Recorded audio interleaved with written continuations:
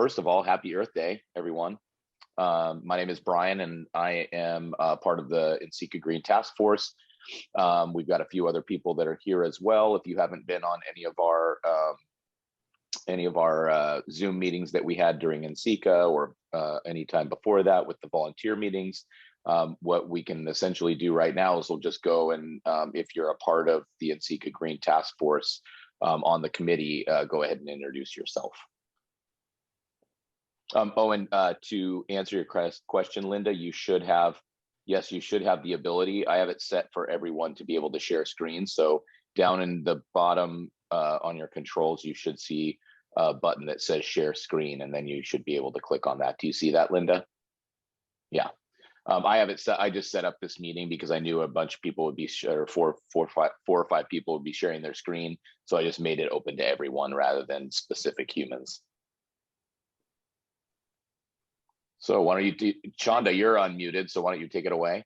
I was going to say that was so nice of you, Brian, to make sure we all could share screens. Good morning, everyone. I'm Chanda Z, and I am a member of the Green Task Force, and I'm also the NCECA Programs Director. And it's great to see all of you here this morning. I am in Seattle, Washington. I would say also, as more people join, we could put our intros in the chat as well. Or you could put your social media handles if you want to connect with each other afterwards.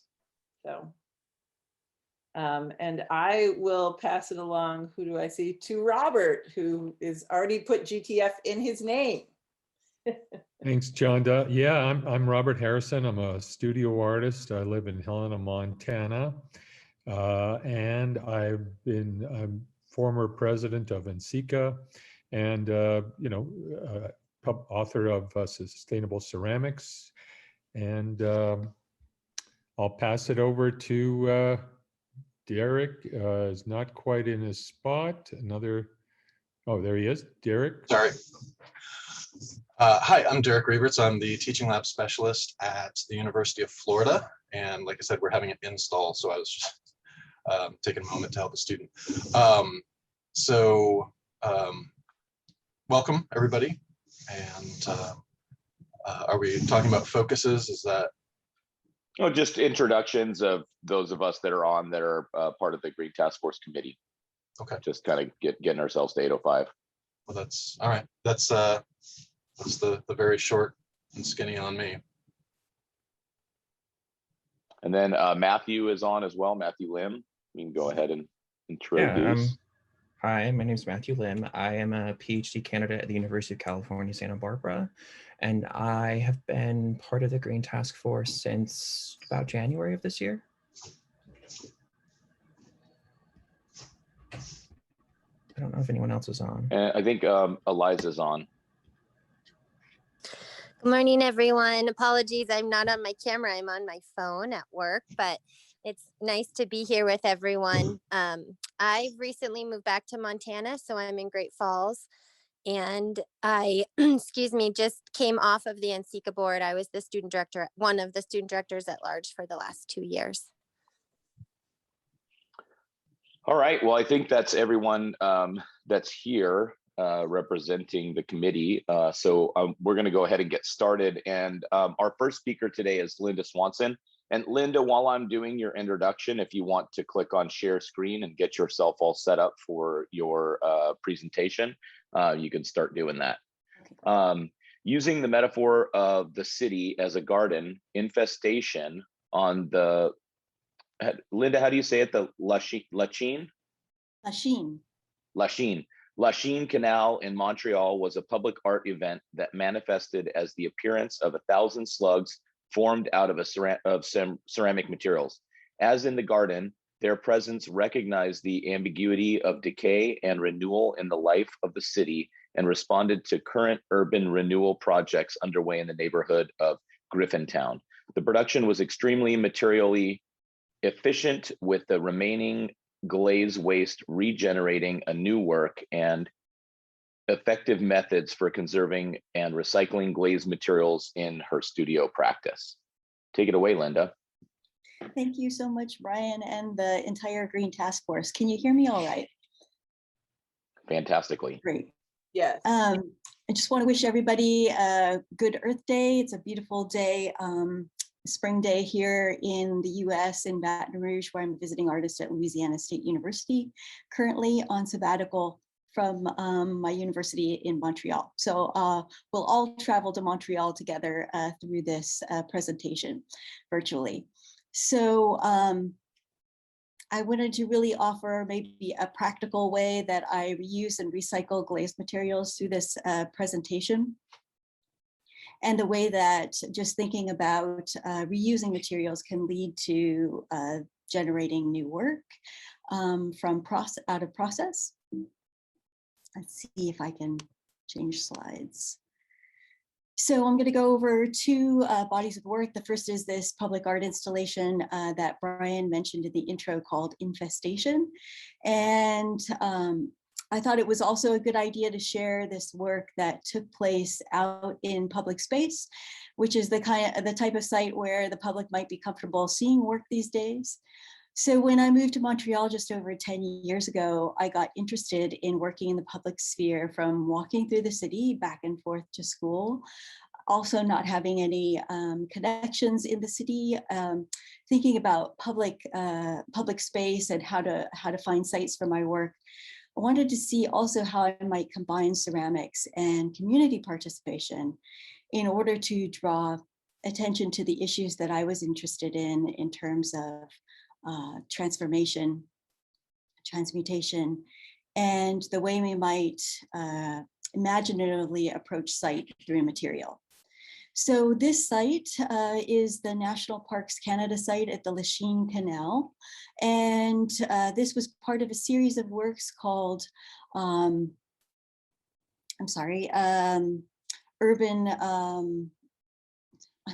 I'm spacing on the project site, right? Title right now, but the curator was Shauna Jansen, and she is what is termed an urban curator, who organizes projects at various sites around the city and outdoors.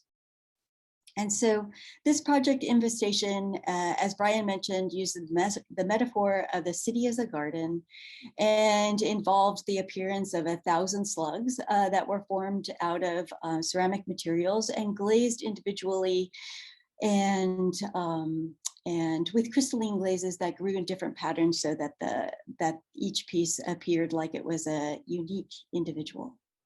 So throughout all the different aspects of my work, I'm interested in the capacity of ceramics as a medium to engage our sense of temporality and corporeality through the sensual perception of material and processes in time.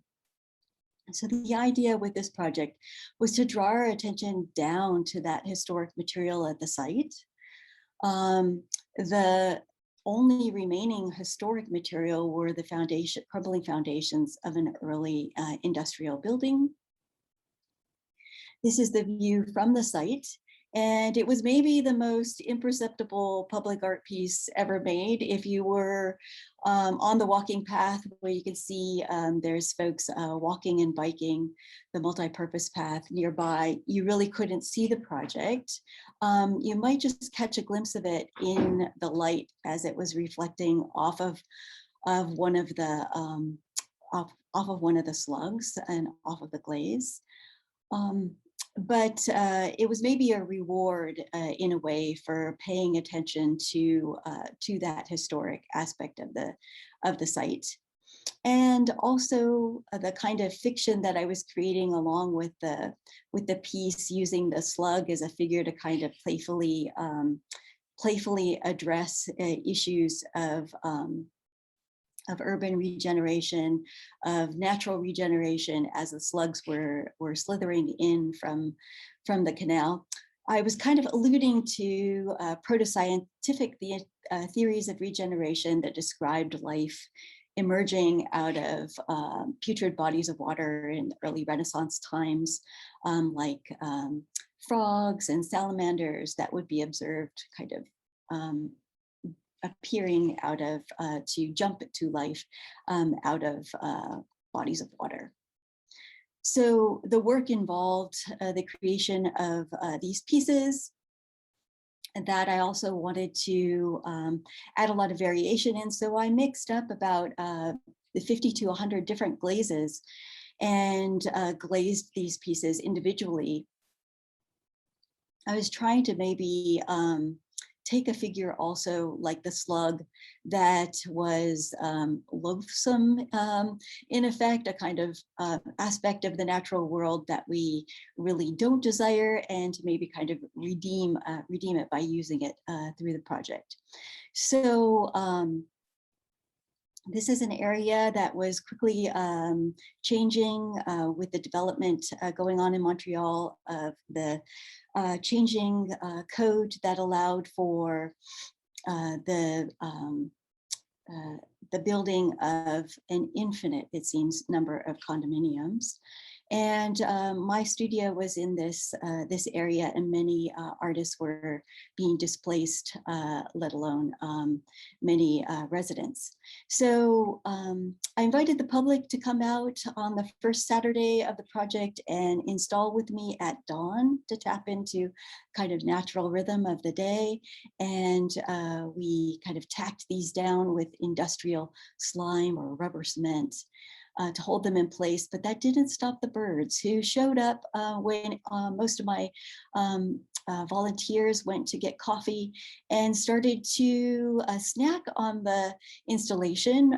They came by and would pick up the slugs, fly up about 10 feet and drop them to try to break open the hard shell and get out the tasty morsel. But they learned pretty quickly that that there wasn't anything tasty inside, and let the installation alone after about after a few tries. I did know that the public also might be interested in taking these away, so I asked them to refrain until the following Sunday at sunset.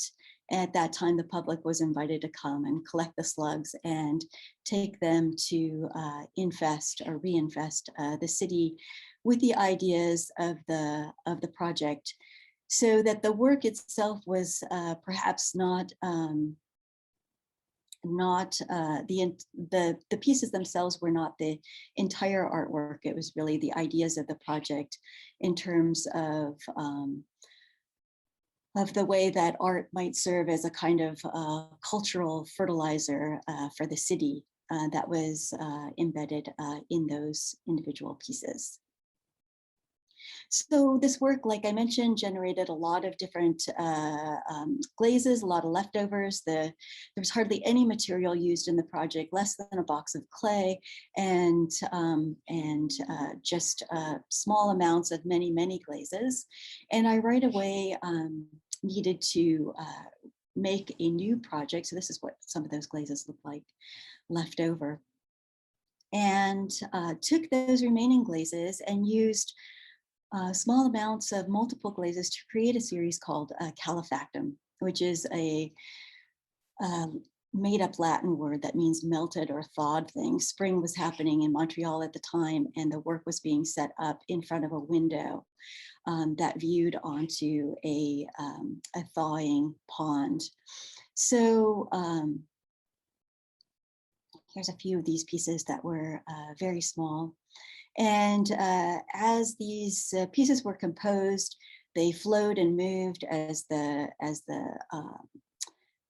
base form slumped. And I was surprised each time as I opened the kiln. With my work, I try to tap into a certain sense of wonder. And I thought I'd bring in a quote from the early geneticist JBS Haldane, who said, "The world shall not perish from lack of wonders, but from lack of wonder." And so this way of working with multiple glazes really expanded this last fall when I did a residency at the European Ceramic Work Center. I mix up now about 100 glazes at a time. And in order to reuse them, I simply let them dry out and reconstitute them with water when I want to use that color. So I was able to work much larger in scale at the work center. And here's kind of idea of the scale with my hand in it, so you can see, and the way that these multiple glazes with different recipes can contrast in terms of the surface tension in the piece and create delicate moments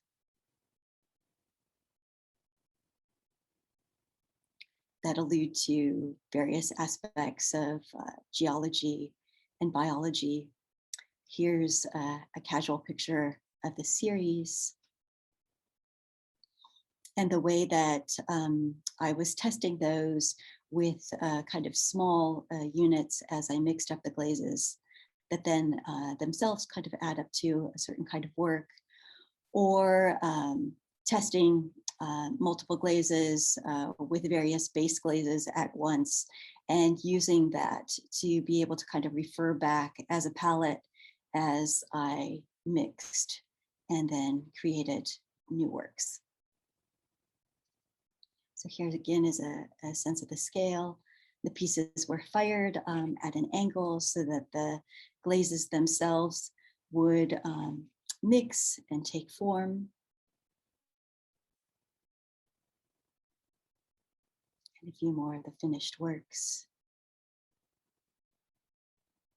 And finally, another picture for scale.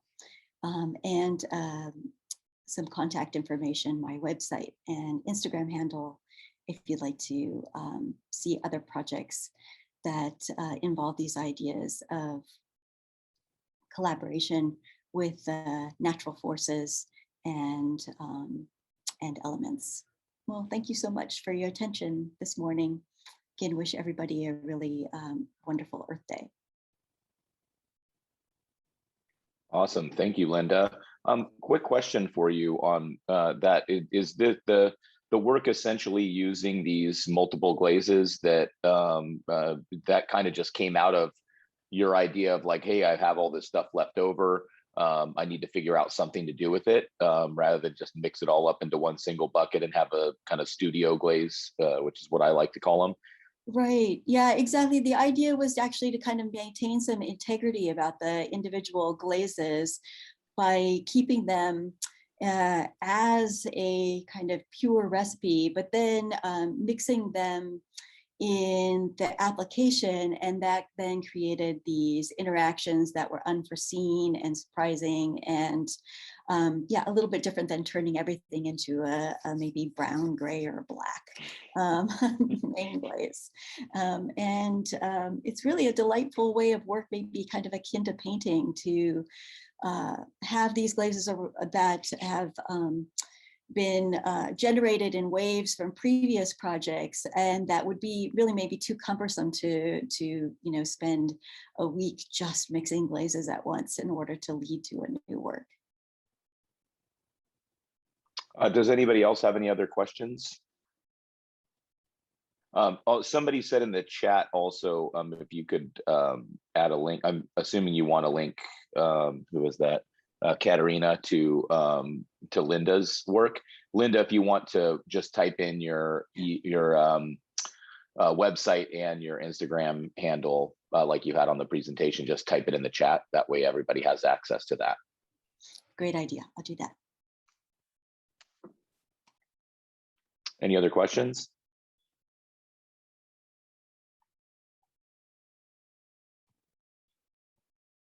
Thanks so much, everybody, for your attention. Yeah, thank you so much for sharing. So I'll go ahead on to our next speaker. Our next speaker is Michael. Is it Leibig or Leibig? It's Leibig. Leibig. See, I know. And I'm going to apologize because I know in a number of these introductions, there's some stuff that I'm not going to be able to pronounce because it's we've got a pretty global presence of presenters today, and I will possibly defer to you rather than butchering the pronunciations. So basically, Michael is works for a company called Arno Wittgert. Is that correct? That's correct. All right, I got one. Founded in 1820. It's the oldest clay mining company in Westerwald, Germany, the most important area of clay mining all over the world besides Ukraine. Last century, Whitgert started the production of ready-made bodies for pottery, and in the last years, they developed a third field of activity that is the trading of secondary raw materials for the ceramic industry. This gave them the possibility to create a new ready-made body from 100% secondary raw materials called green body. So let's hear some great info about 100%. Basically, with that, is this considered like almost like well, not post-consumer, but just secondary materials that? Thank you, Brian, for introduction. Yes, during my presentation, I will explain what secondary raw material will mean.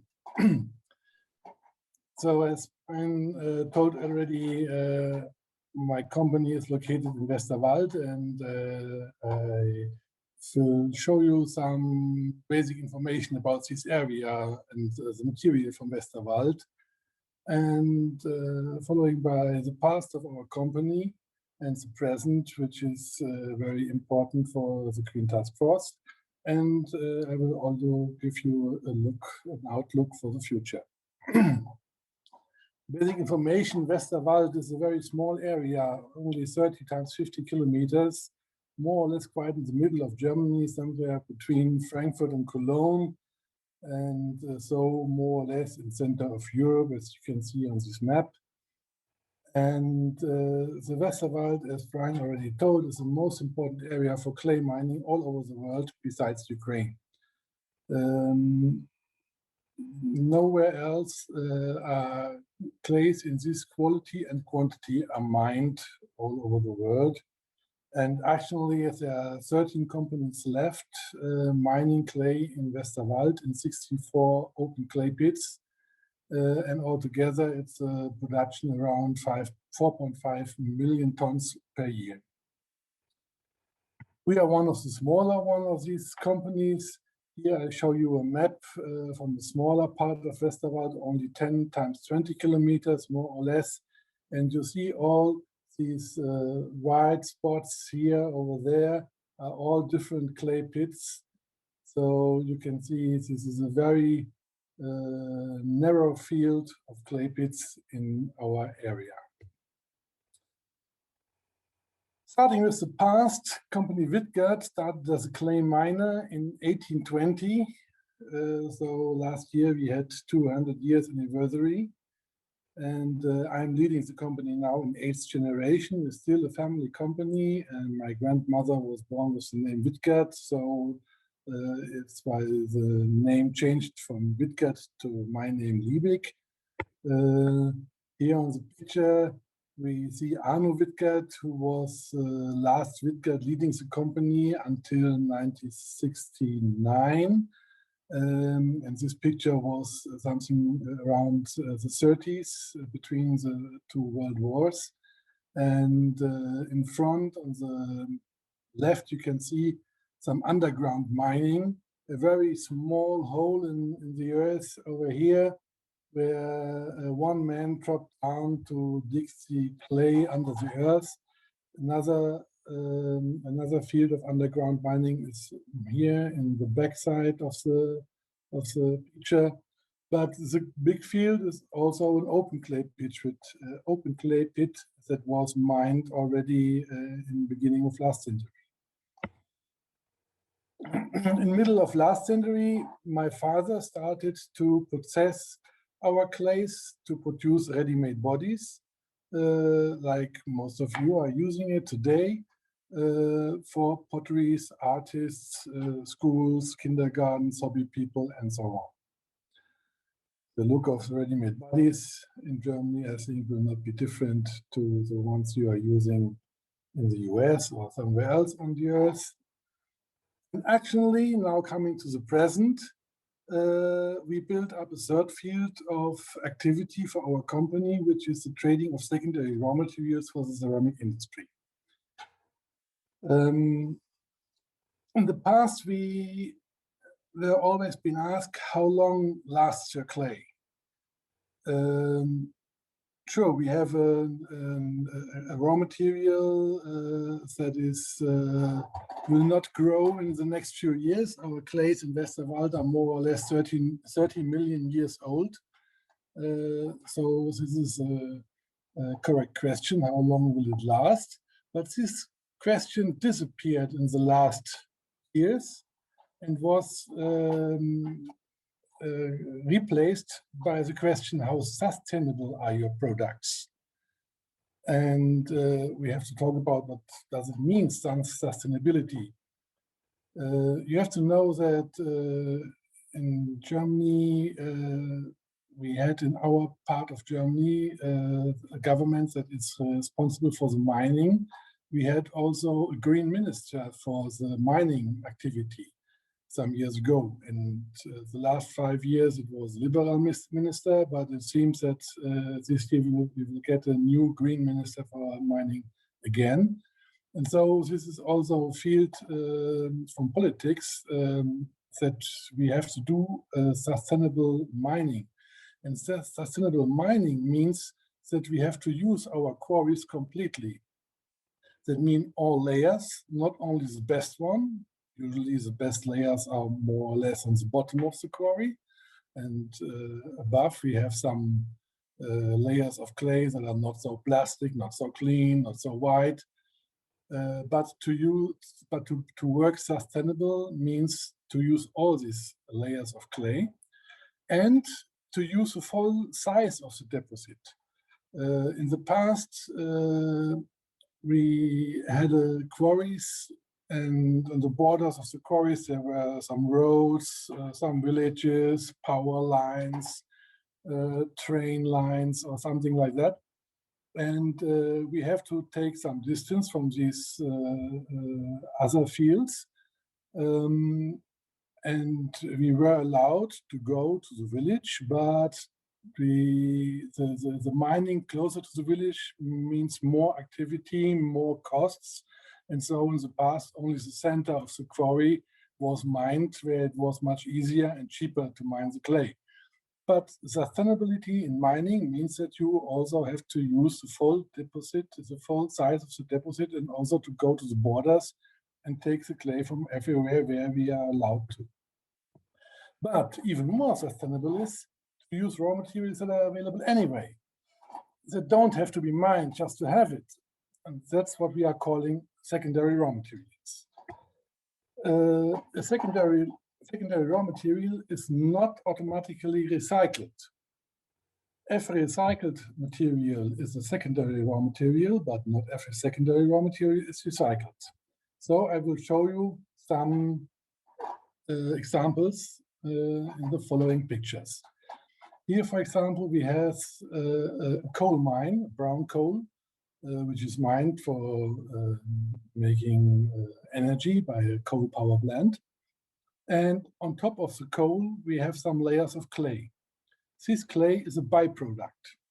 It has no value for the coal mine company. The coal mine company is only interested in clay.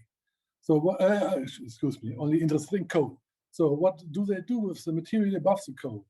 They take it away and fill it in the empty part of the pit where they already take the coal out. And the clay, which is above, is filled again in the empty pit, and it will be lost forever. So we are going to the coal mine company and we are explaining to them what you have on top of the coal is another raw material that has some value for other people. And we help you to select this material and to use it somewhere in industry, for example, producing tiles, producing roof tiles, facing bricks, what else?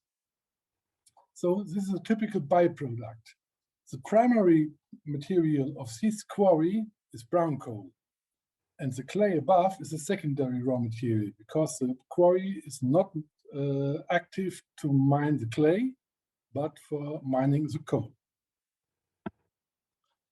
This is the clay field, which is on top of the coal mining, and it shows you the size, which is really, really, really big.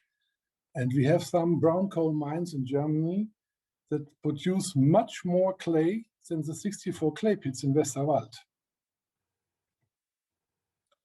Here's another secondary raw material, the filter cakes that's coming from the washing of quartzite.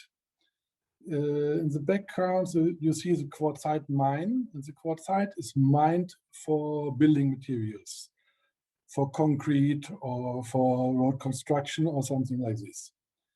And in the top layers, the quartzite is polluted by some clay. And you cannot use clay-polluted quartzite or clay-polluted stones, rocks, for construction or for concrete. So the material has to be washed.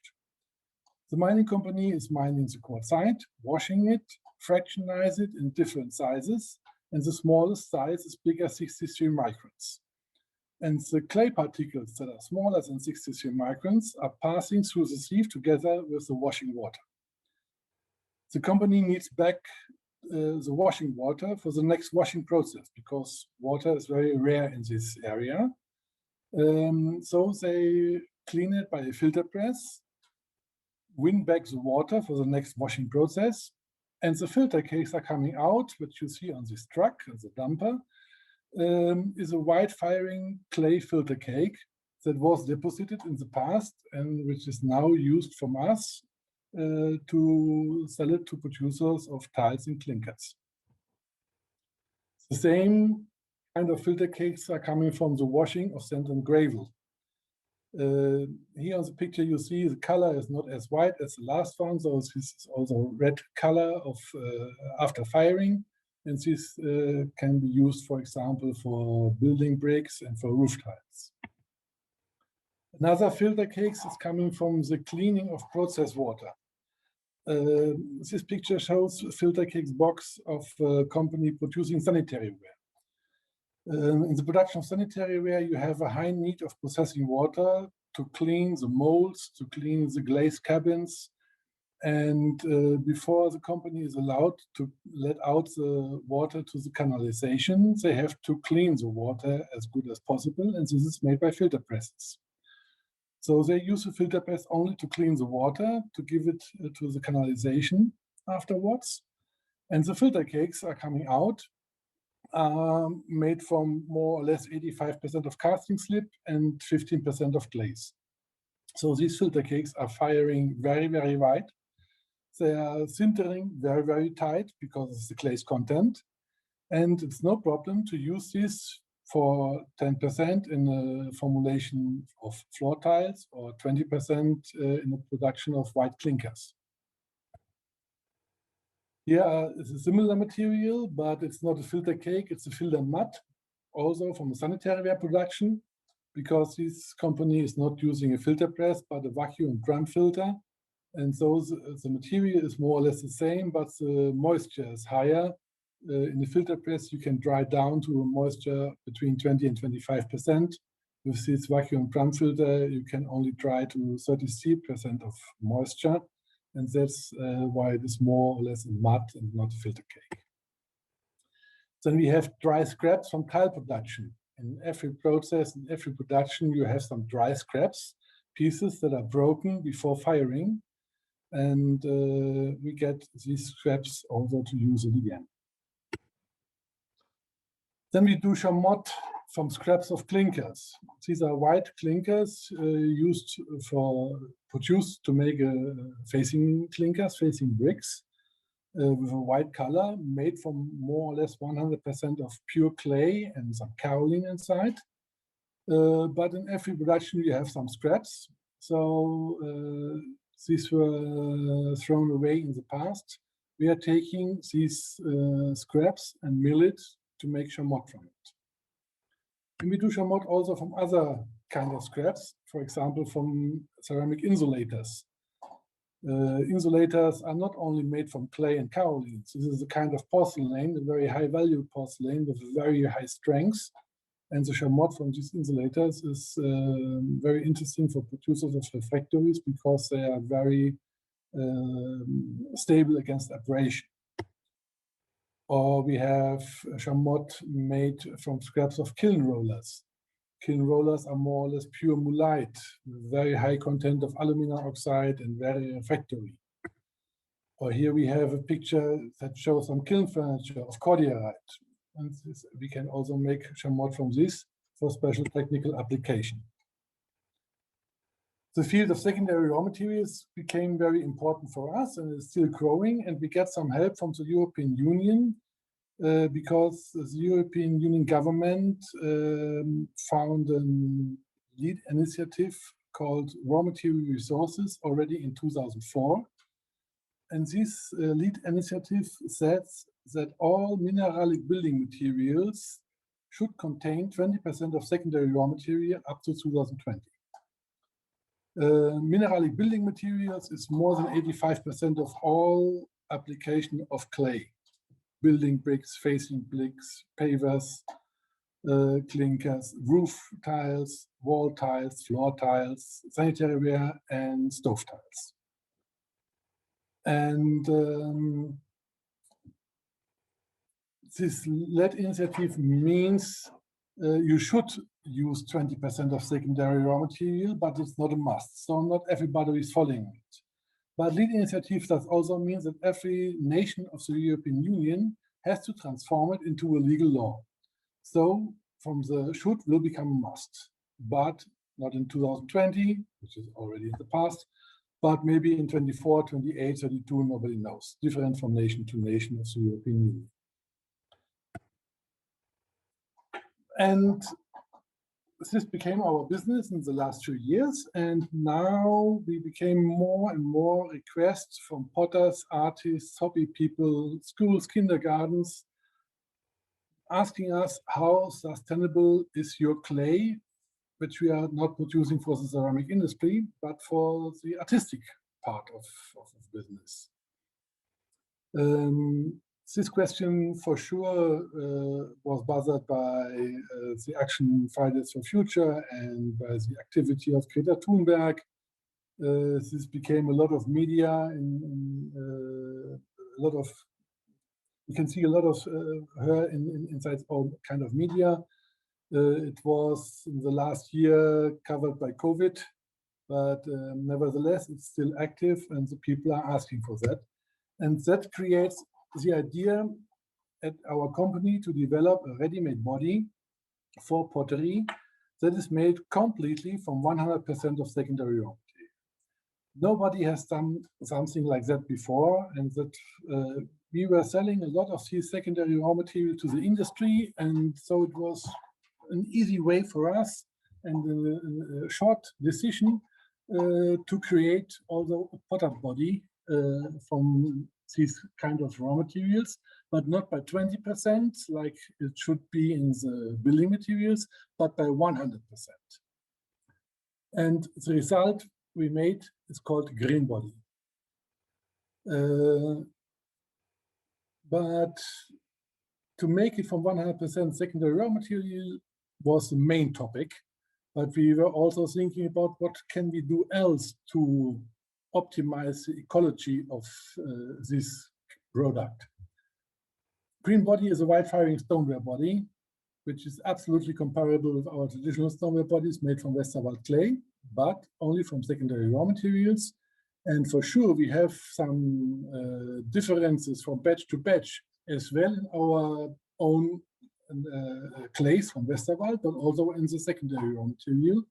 And we equalize it by the work of our laboratory. So if one component is a little bit higher in plasticity or a little bit lower in plasticity, we increase or decrease the content in the body. So finally, we can decrease the tolerance to usual qualities that everybody is able to work with. For the moment, we offer 3 different varieties of green body. Number 32, it's a basic material without chamotte. And then we have 2 options with chamotte, 0.2 millimeters, 25% for throwing on the potter's wheel and for smaller building materials. And another one with 30%, 0.5 millimeter chamotte for building materials.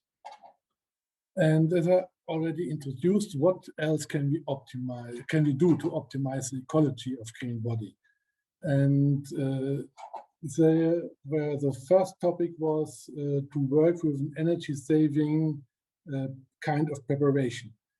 In our company, we use 3 different kinds of preparation: wet preparation by filter presses, semi-wet preparation by roller mills, and dry preparation by dry milling. But by dry milling, you have to dry the natural clay from the natural humidity of 15% down to smaller than 1%. And therefore, we need a lot of thermal energy for the drying process. The semi-wet preparation by roller mills does not use any thermal energy, but we need a lot of electricity for the big machines working in this field. We choose the wet preparation for the production of green body because the wet preparation by filter presses needs only a small amount of electricity, but a lot of manpower.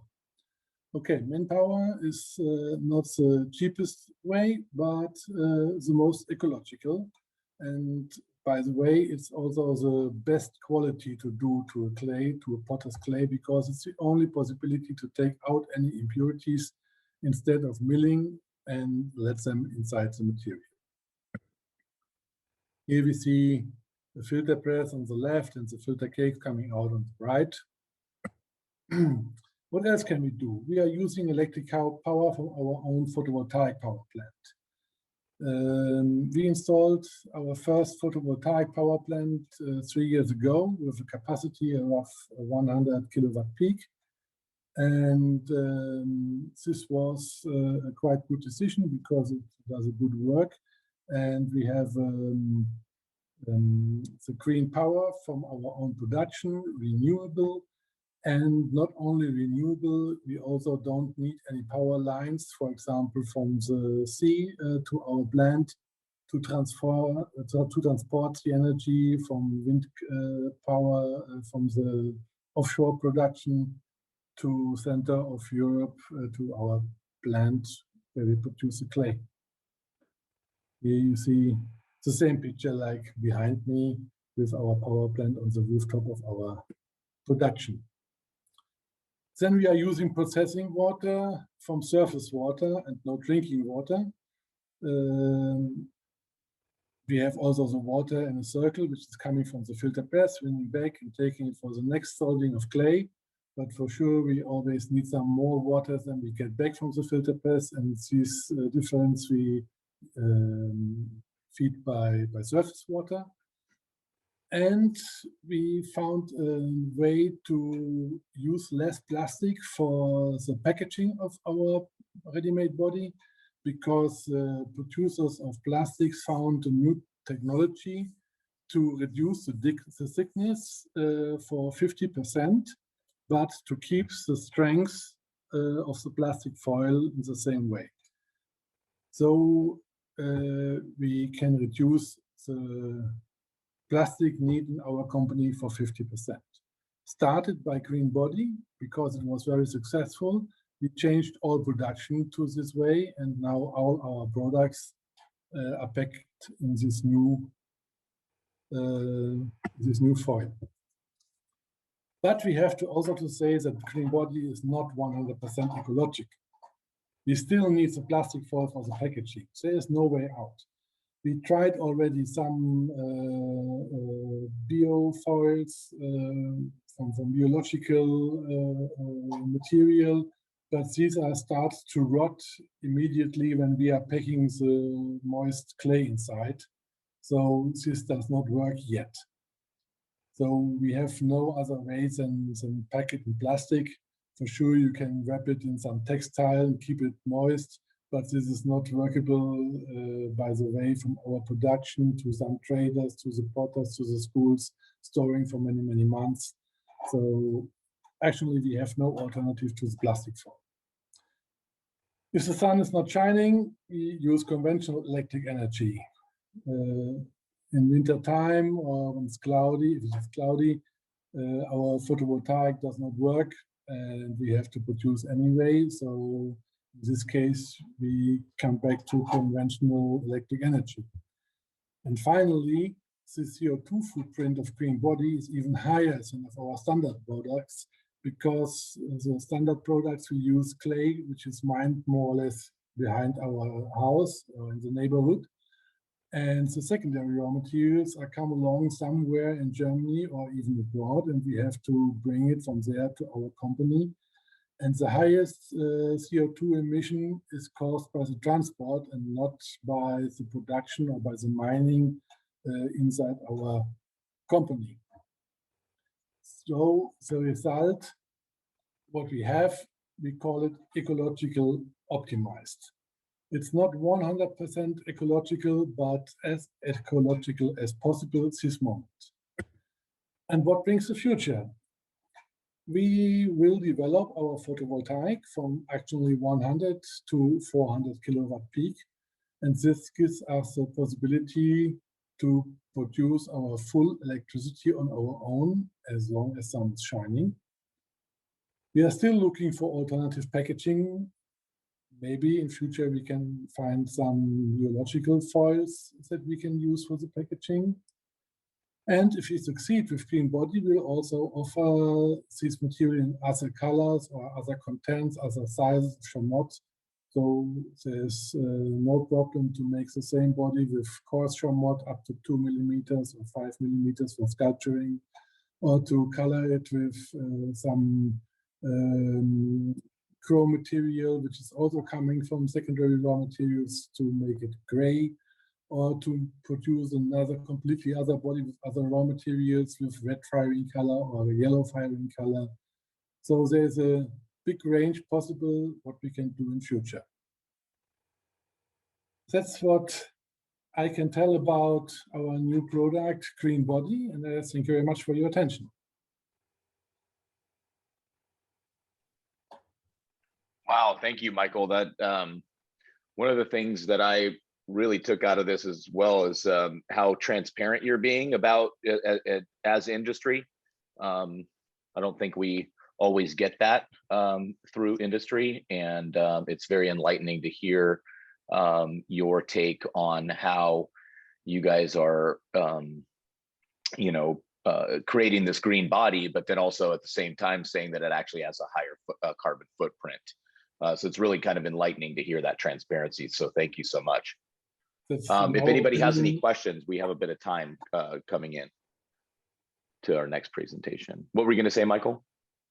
In our opinion, it's very important to be very open and very clear with these points, because you cannot, as an economic company, you cannot introduce something which is called ecological, but behind the fence there are some things that are not really ecological. You have to be very open to converse it, that nobody feels foolish.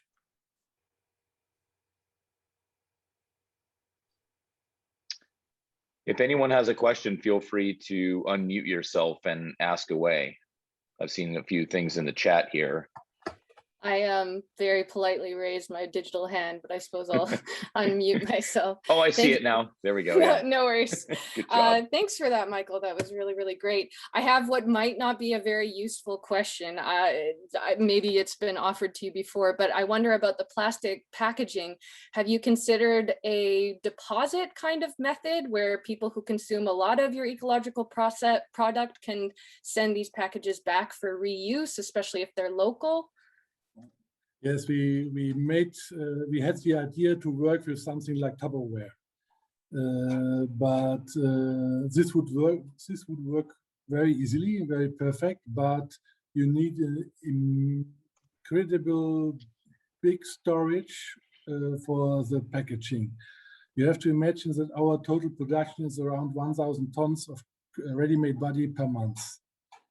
So 1,000 pallets we are producing every month, and if you want to pack this in a kind of Tupperware, and this is carried all over the world.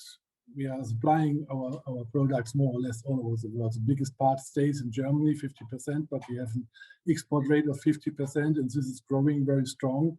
And we are selling not to the US this moment, but we are selling, for example, to Australia, New Zealand, Far East. So this, we are really working worldwide.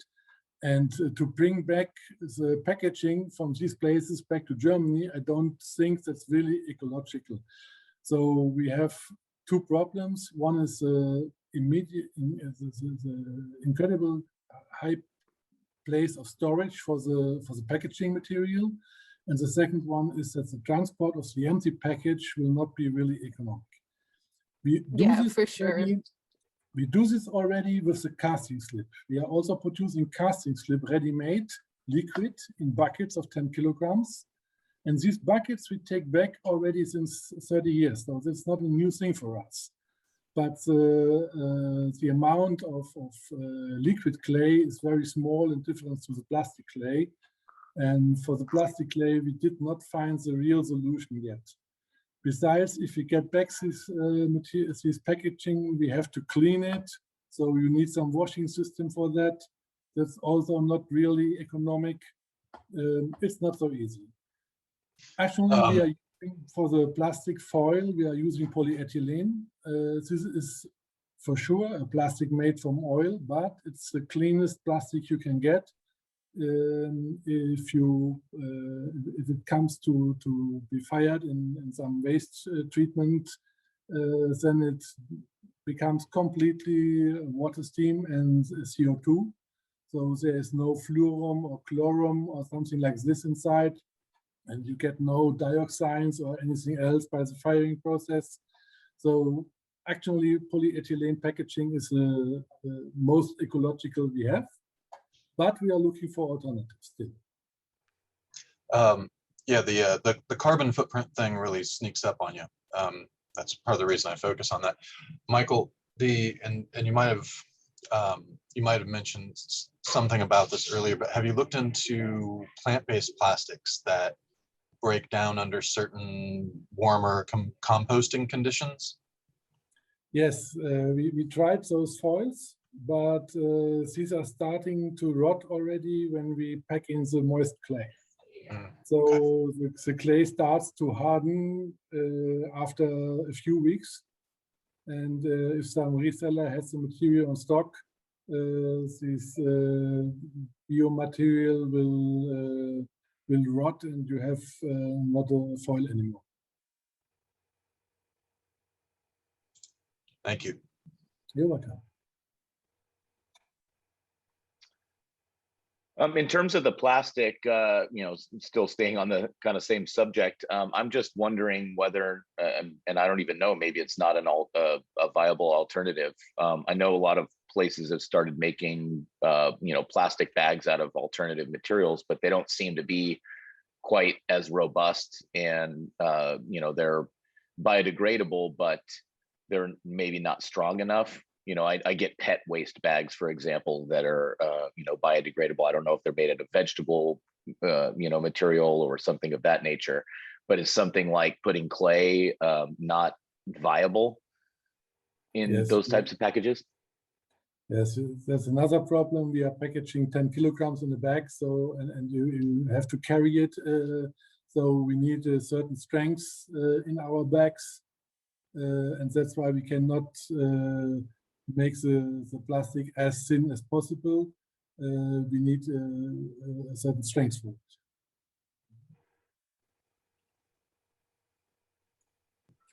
And I think Gino has his hand raised. Gino, you've got a question? Yeah, thank you. Hi, Michael. Thanks for your involvement in this. I think the involvement of industry will be really critical as we move forward.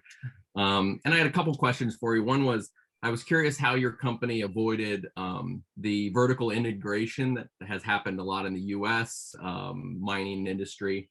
Many of the family-run businesses are no longer functioning that way, which changes the way that I think those companies can be communicated with, and also the transparency that's present. And a follow-up to that is, are you aware of any mineral industry groups where this conversation is taking place, that this ecological movement, kind of folks who are really interested in advancing the wider scale of because clay is one of our concerns, I think, but the wider glaze minerals are also in some cases questionable, and I think require us to look at them as well. Yes, we have, but these associations usually don't like these replacement of mineralic raw materials by secondary raw materials, because all members of the associations are living from the clay mining. And they see a big competition when we say we have some alternative which is coming from somewhere else, some secondary raw material which comes on the market, and that will steal some of their market.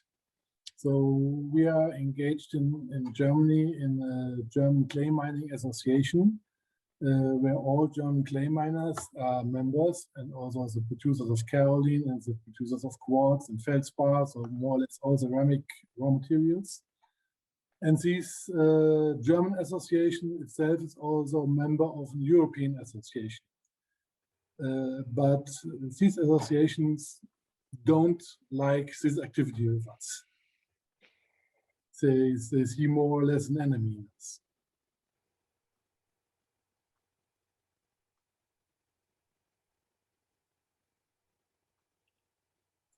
Thank you. You're welcome. Is there anybody else that has questions?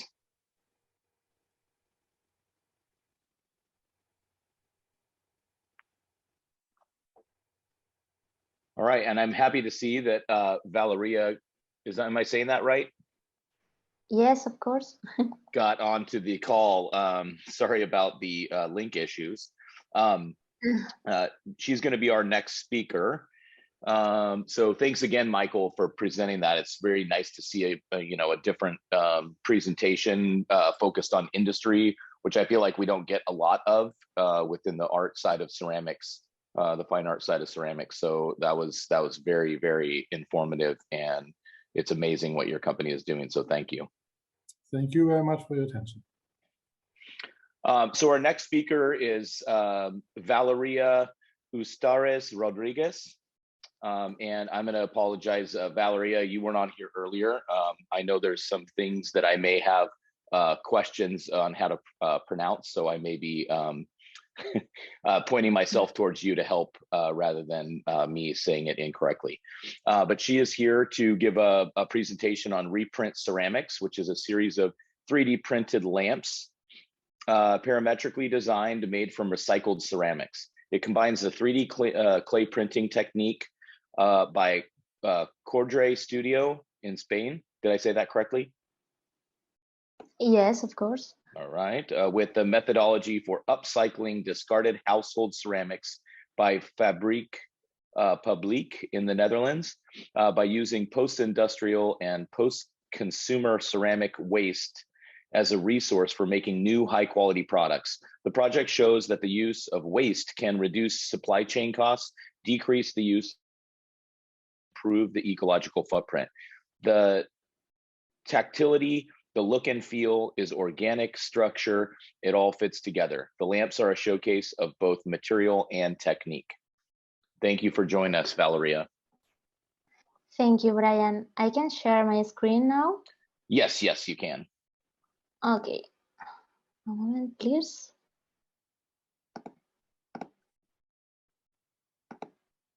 Okay, you can see my screen? Yes, it's all good. Sorry. Okay, present. Okay, thank you very much for for this conference. I am Valeria Ustarez. I am from Spain, and I am here for present our project with my partnership, Fabriek Publiek from Netherlands. Okay, the name of this project is Reprint Ceramics, and is a series of 3D printed lamps, parametrically designed, made from recycled ceramics. But I think it's important to explain first how we work before we met. Okay, and here I have some presentation of my work. I work in Coudray. Coudray is a post-digital ceramic craft studio.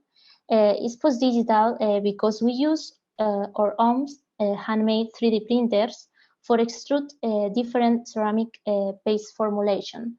And we don't follow the conventional way of 3D model design. We design almost coordinate by coordinate the trajectory that the machine will follow, okay? And with this investigation, we creating patterns and textures that are difficult or impossible to produce manually, okay? And with this video, you can see this is the G code, the coordinates that we have in the program, and the structure of these bases that have these different patterns, okay, and some process that we follow. We use a ceramic powder and only with a percentage of humidity of water. And then you can see here the process that we use for charge the container of ceramics.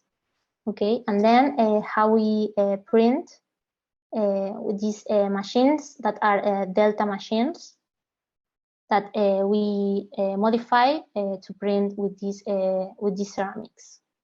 Okay, and here you can see all the patterns that we have with these parametrical softwares.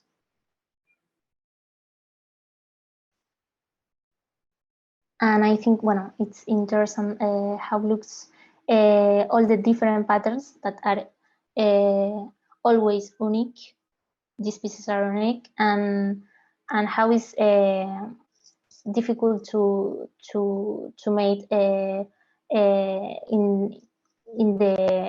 in the traditional way, no? That you when you have the 3D model, no? Here is more easy when you program the path, no? that the machine follows for make these patterns. See? Okay, and in this slide, I want to explain the toolpath that we use, and is the tool chain for print or designs. Well, the conventional way, and in the conventional way, you have one 3D model, okay, in CAD, in modeling in some software like Rhinoceros or some CAD software. And then you have some model in STL or object, okay, with this extension. And then you use some slicer, some software that this slicer prepare the model for the machine, for print this cube in this case. And with this slicer, you have the model with these layers that you can see here, and then you have the G code, and this G code is all the code that the machine needs for print. And here you can see all the coordinates that you have, of your model. Okay, and in Cudre, we don't modeling this 3D model. We work directly in the code. Okay, we draw these coordinates with some softwares like Grasshopper. Okay, and this software is a software for visual programming, and with components and parameters, you can define some algorithm, okay, for make these difficult geometries. And in this slide, you can see how with only 3 parameters we can obtain these different patterns. In this case, is the points, the number of points of the resolution of these all of these layers that are curves, and the different frequency and the rotation, of all of these layers, no? And you can see how we obtain, all of these patterns that we have with these programs. Okay, and you have infinite possibilities to create these patterns, these unique patterns. Okay, for use for print, no? And it's very, very interesting how look the digital structure, and how look when you print with this ceramic material. It's very different. And here you have some examples that of our investigation these years with Kudre, and how looks all of these patterns that we made with this program. And the work of my partner, Fabriek Publiek from the Netherlands, who has been working for the last few years in the methodology for upcycling discarded household ceramics in this project that name is Remake Ceramics. She works with health for use the crushers, and she managed to collaborate with stores that had waste ceramic material in Breda, and with this material she made she using molds to create these beautiful products, for make these bases or plates. And the collaboration is possible because the last year with the collaboration with World Project, that is a subventional European project,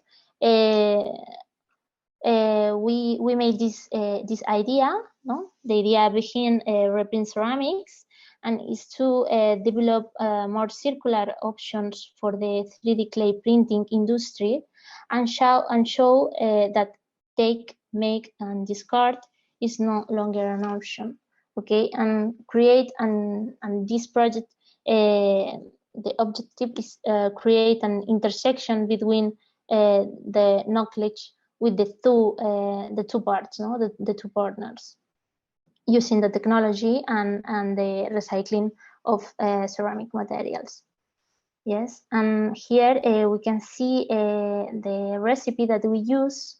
We use these different ceramics, porcelain, stoneware, and china clay, and we add some additives like silicato de sodio and paper fiber and bentonite for obtain more plasticity in our recipe. Okay, and we use this machine with direct extrusion, and it's like a syringe, and we try with some different recipes. Okay, you can see here the different test cylinders, and then we obtain three of these recipes that are the best ones. Okay, and I think it's very interesting to explain this because, for example, in these tests, we obtain with 50% of grains of recycled recycled ceramics, with 0.5 millimeters of the grain. In the recipe, we have this test, the first one, and how look the second one with 30% of grains of recycled ceramics with grains of 0.5 millimeters and 1 millimeter. Okay, and you can see here more directly the grains, and the color, and how looks the last one, that is with 50% of grains with recycled ceramics with 0.5 millimeters and 1 millimeter. Okay, the first ones, the first one and the second one is the last, the best recipe for us. And you can see how looks the last prototypes of these lamps that we made. Okay, and how looks with all of the investigation of the parametric design of these patterns and the recipe. Okay, and here the ceiling lamps and how looks playing with the light, and the textures, the different textures. And finally, I want to explain the goals of the project. that are to develop more circular options for the 3D printing industry, to prove that ceramic production waste, fired and unfired, can reduce supply chain costs and ecological footprint, and to show that ceramic post-consumer waste can be upcycled into beautiful new 3D printed products, and to offer recycled, the idea is to offer recycled clay packages, instructions, and workshops to facilitate the use of recycled ceramics for institutions, workshops for makers, designers, small companies, etc.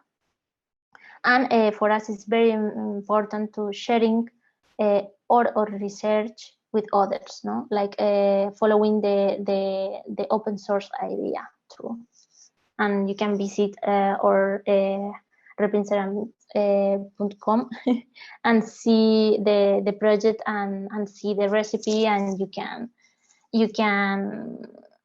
make your own recycled ceramics with 3D printer if you want. Okay, and I don't know if you have some questions, or maybe I think I speak more faster. No, you did wonderfully, Valeria.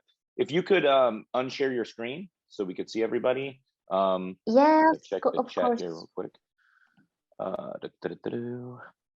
Great comment from Julia. Oh, holy moly. Yeah. Does anybody have any specific questions? You can raise your digital hand, or you could just speak up. We could do it either way. My name is Megan. I'm actually going to just read a comment or a question from the chat that someone else asked, but I also, I've been in and out with work, but we're wondering if you can talk more about how you use the shards in the making process. Okay. Megan, when you're talking about that, you mean like how the shards are processed, or how, like, there was that slide that she was showing with the 30% and the 50% and the particle size that was being used?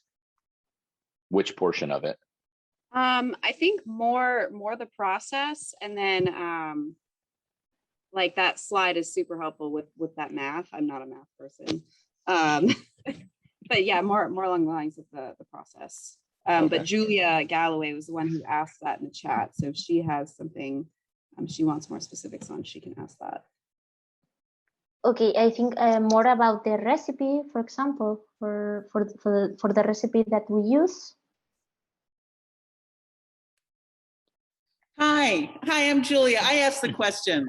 I'm trying to understand how the shards turn into a material that you can use in your clay when you're extruding. Thanks, Sierra. Thank you. Okay. Thank you, Julia. Okay, my partnership, Fabric Public, use some crushers, okay, for make this powder recycled ceramic.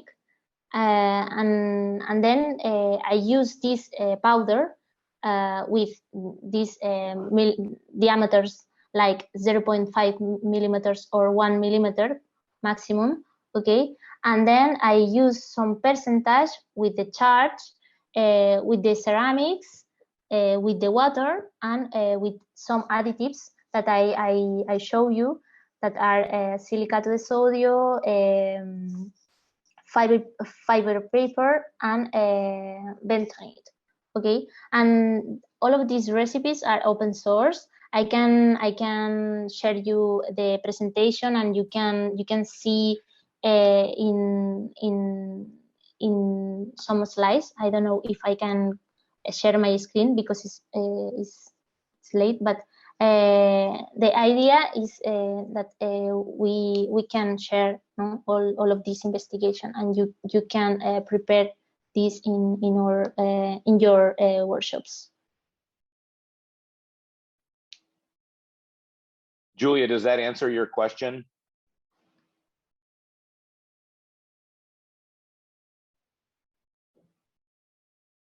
Cool. Yeah, and I had a similar question about that. Are you guys doing the crushing process yourself, or do you get that done elsewhere and then it gets sent to you? Sorry, you can repeat? Do you at your facility, do you guys do the crushing of the ceramic objects that become that powder, or do you have that crushed somewhere else? Like, do you have a manufacturer that, or some entity that crushes all that old ceramic material for you and then sends it to you? Yeah. In this case, for example, for these prototypes, Haneke works with the Technical University of Delft that have this technology, because for the moment we don't have these technical machines. But the idea is make this collaboration with big companies that have these technologies, and make this collaboration for continue the project. And we still have a little bit of time. Would you mind sharing that one image really quickly that showed the different particle sizes? If you can't, it's not a big deal, but when I was looking at that slide and seeing the differences, it seems as though if there's the larger particle size, you're getting more shrinkage that's happening kind of vertically. Okay. I can, oh, I don't know, what is my presentation? It's okay. Okay, okay, sorry. If you can wait some moment, and you can, yeah, that's fine. You can make some screenshot or something. Here, okay. Yes, I use this percentage. A ver, vamos a ver. Okay, my Wi-Fi. Here, the recipes. Okay. You can see in this one, you can see the percentage that we use for make the investigation. I think the best one, or the best one, is the test 9. Okay, that we use this percentage of clay and water, and then the percentage of fiber paper and bentonite and silicato de sodio, that is very small. Okay, and then the best ones are these three, with 50 percentage and 30 percentage, and with the different size of the grains. If the grain is more bigger, you can see here this both, no? How look, no? The color and bueno, and the particular, the melt, kind of like it melts quite a bit more with the larger grain size. Yeah, of course. And the lamps are with these both recipes, the last ones. Yes. That's incredible. Thank you so much. Any other questions, ladies and gentlemen, boys and girls?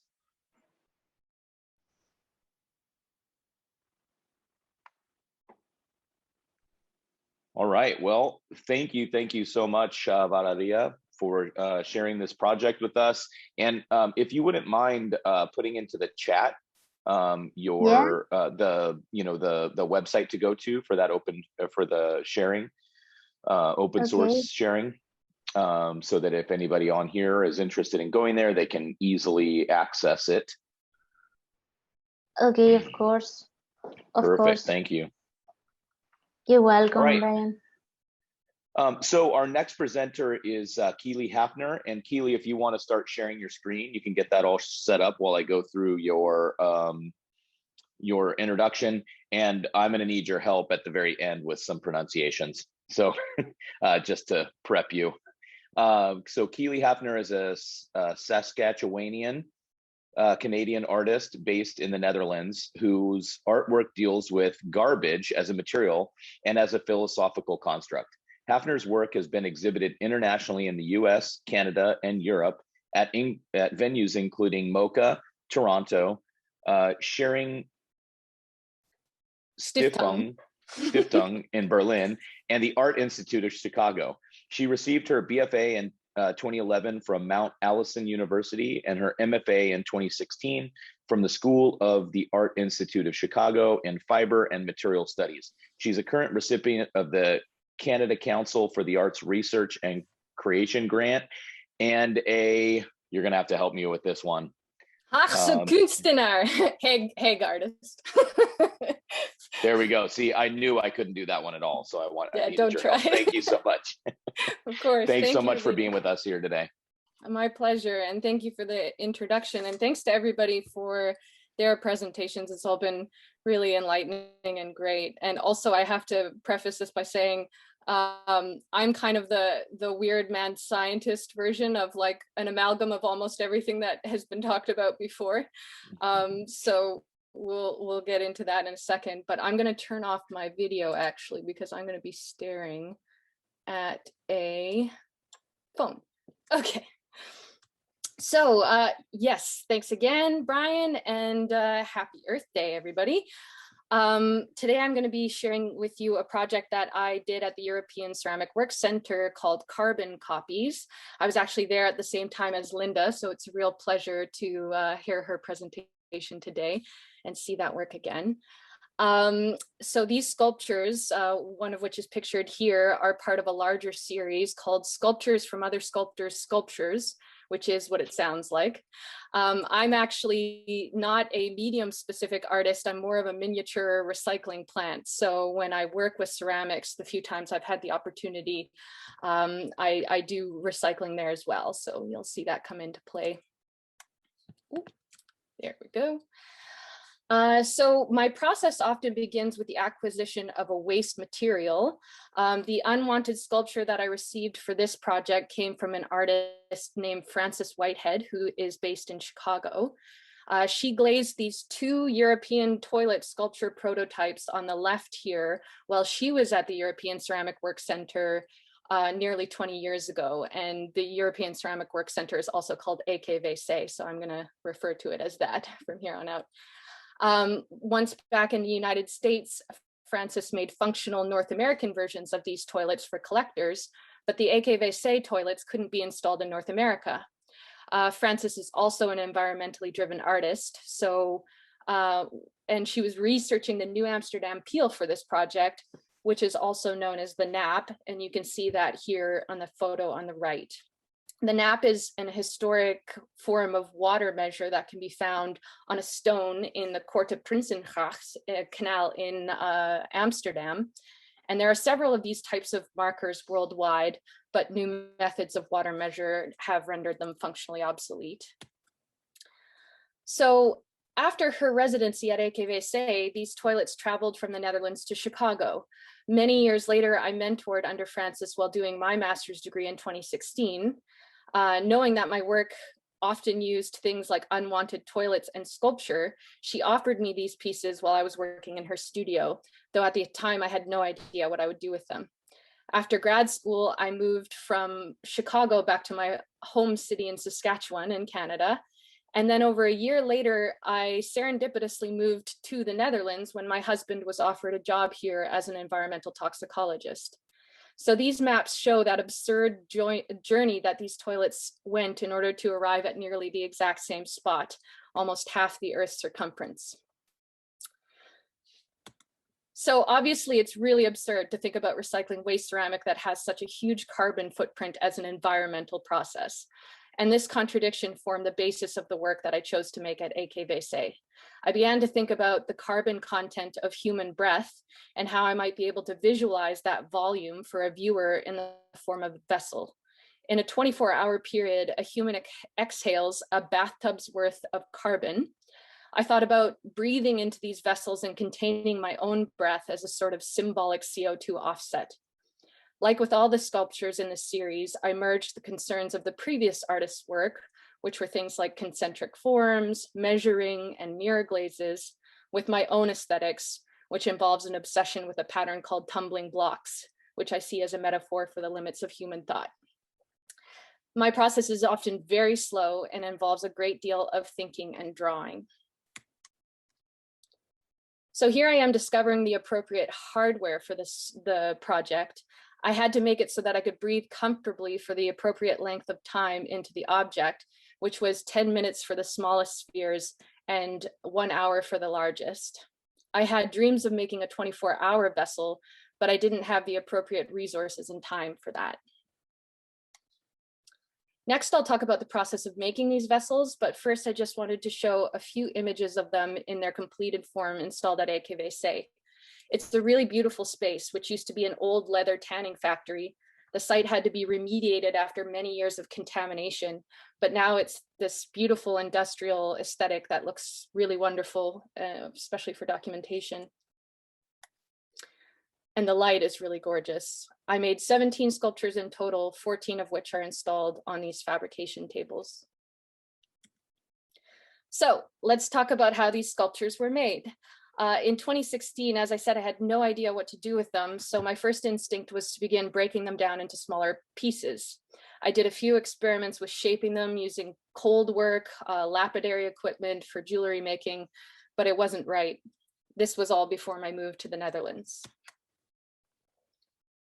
When I did move to the Netherlands, it became clear that the transformation of this material needed to take place site-specifically at EarthDay. Before my residency, I took a tour of the Reprint Ceramics facility in Alkmaar to get a sense of how this waste is processed industrially.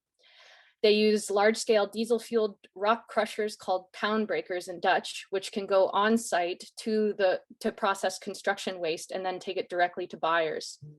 In the Netherlands, they often use waste ceramic, which is a category that refers to brick, concrete, ceramic tiles, etc., to line roads and make paths. The desktop version of these rock grinding machines can be found in geology departments like Valeria mentioned, the one that she was using for her project. And they process often rock samples for study, usually in geology departments. In my perfect world, I feel that every shared ceramics studio would have one of these, although I don't know how big or demanding they are ecologically. So the reason I don't know that is because, unfortunately for me, I created this project during a pandemic, so I was unable to acquire access to such a machine. I had to go about breaking down my material in a very physical and brutish way, literally manually crushing the stoneware into small shards using a custom hammer and a metal box that I welded. I did most of this crushing during the summer months leading up to my residency, and I got really great biceps from it. While at EarthDay, I also became entranced with 3D printing as a means to make sculpture, in my case, without using making a mold or producing other waste. However, to use this machine, which is a form fry model, I had to get the grog to be much smaller and finer than I could do by crushing it by hand. Enter the ball mill. Using this tool, I was able to very quickly take my crushed grog from coarse chunks to powder, though as Linda can attest, it was very loud. In the future, as a means to use less new chemicals, I would like to use this process with waste-fired ceramics to create glazes. One of our fellow residents had a clever custom steel container with metal balls inside that she used to crush small quantities of material without a ball mill by hand. So here you can see the interior of the ball mill. I began by adding this toilet powder from the ball mill to new stoneware clay, starting at 20% of dry content and eventually working my way up to 40% of dry content in my last prints. I'm not a mathematician, so I could never calculate it with the water, so you'll just have to do that math on your own, but it ends up being higher, I think. Anyway, I think it's possible to do more than that. As I said, I'm a mad scientist, not a designer. So I got away with a lot and I think I could push it further, but I would need more time to experiment with that. I used sand as an interior mold for these sculptures and drained it through a hole on the bottom of the plaster slab for reuse, which you can see on the right. The works that were small enough didn't need to be covered and could dry overnight to be drained in the morning, but the bigger prints needed to be covered with plastic as necessary. If I had not put the sand inside of the half sphere, it would have collapsed, though for many other shapes, such as the ones that Valeria was working with, that wouldn't be necessary. Also, the sand does leave a texture, but again, because it was on the interior for my project, that didn't matter. These two halves were joined together with slip and fired. I used the original glazes that Frances used during her residency 20 years ago, including a copper saturation that would appear dark green or silver depending on how it was fired. I spent a lot of time experimenting with glazes, particularly because in the beginning I thought they were logistically necessary in order to seal the vessels to prevent air leakage. However, later on I sealed the sculptures from the inside before joining them so that I could choose to use glaze or not use glaze. I also experimented with smoothing the digital texture, and here you can see how the gas fire completely changed the copper saturation. I kept track of the CO2 consumed during my firings and incorporated that final number into a large-scale analytical drawing of the project. I had hoped to make it possible for future participants to calculate their own kiln CO2 consumption, but this proved too difficult. I would love to see kiln manufacturers provide those calculations to consumers to empower them to do their own calculations.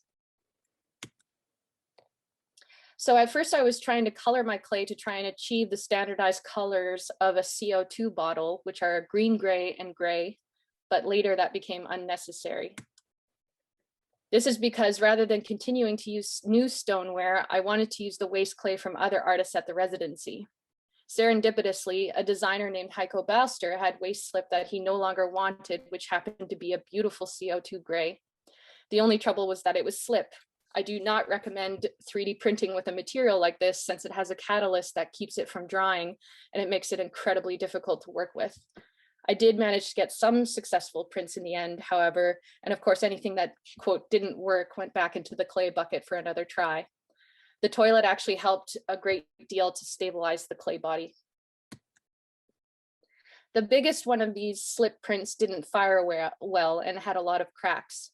One I was able to repair with fired clay and epoxy, but the other I attempted to repair using a modern kintsugi repair kit designed by an artist duo called Hugh Made, who were also at the residency. I didn't love the results, but it was interesting to try to embody a method of honest repair for this project. Ideally, one would avoid using epoxy at all and embrace the cracks. After firing the waste slip, I wanted to take the concept of unwanted clay even further with something more challenging and abject, literal garbage clay. With the help of AKVC's staff, I unearthed years worth of clay from the traps in the floor and the stinky sludge from under the sink traps in my studio. After pulling out the nails, plastic, and broken glass, I mixed it with the toilet and got printing. The piece on the right was the only sculpture I made exclusively from this random, unpredictable clay body and toilet. As you can see, the spherical shape slumped, even under a lower temperature fire. It was incredibly exciting for me, however, and it's the direction I'd like to go the next time I have the opportunity to work with clay. But as we all know, however, haste makes waste, and I had a lot of material to go through in a very little time. In order to use up all of the remaining toilet, I needed to make molds. I'm generally rather opposed to using polystyrene, but in this case, it was the only option, like Michael mentioned with his plastic. The benefit was that I could really load up the material thickly and use a much coarser grog, which also helped with stability. I was able to make 4 of these large sculptures, which represent the carbon content of 1 hour of breathing. The 2 molds that were left over I used to make crates, and the polystyrene that got carved out of their interior was used as packing material. It's very difficult to use exactly what you need, as I'm sure many of you well know. So although I was able to use all of Frances's toilet, I still had leftover clay from the clay traps and from bits that was donated to me by other artists. I have another project called Bricks for Walls, Bricks for Windows that I began in the summer of 2019, which has grown to accommodate this issue. This project is also a part of the Sculptures from Other Sculptors series. For the first iteration, which is pictured here, waste ceramic donated from other potters and sculptors also taking part in the Medalta artist residency program I was taking part in was cast into bricks. Their work had to be crushed in order to be combined with local clay and brick grog from a historic local factory for bricks. Each brick was embossed with the word for either wall or window to symbolically represent each artist's preferred use for the brick based on today's political and environmental situation. For example, a brick for a wall to improve society or divide it, or a brick for a window for vandalism or revolution. For this next iteration, I've taken all the remaining clay from EarthDay, as well as some donated sculpture from some of the fellow residents.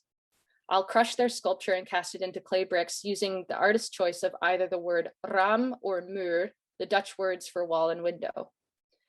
It works well to have a project like this to deal with leftover clay from the end of my residencies and to connect to my fellow residents.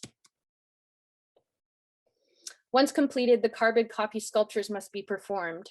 In this documentation, I'm breathing into a 1-hour vessel by taking oxygen in through my nose and exhaling out through my mouth into the sculpture. Once complete, a gas cap is installed on the sculpture and it remains sealed. It goes without saying that doing this project during the pandemic has given it a new layer of meaning. This 150 centimeter drawing incorporates all the methods, recipes, CO2 consumption, and mapping of the entire project. The drawing and the sculpture from the previous slide are currently in EarthDay's collection. I still have 12 of the 17 sculptures to perform, one of which I will be breathing into as a live performance for Performance Site, or PS, at this art fair in Amsterdam this August. So I don't know if we have time for questions or not, but I'm happy to answer them. And these are the places you can find me on social media and on the interweb. So thank you for your attention. Yes, we do have time for questions. So Lovely. If anybody's got questions, Keeley Hafner's got answers. Maybe. And Keeley, while we're waiting for any questions to come in, if you wouldn't mind putting that information in the chat as well, that'd be great. Happily.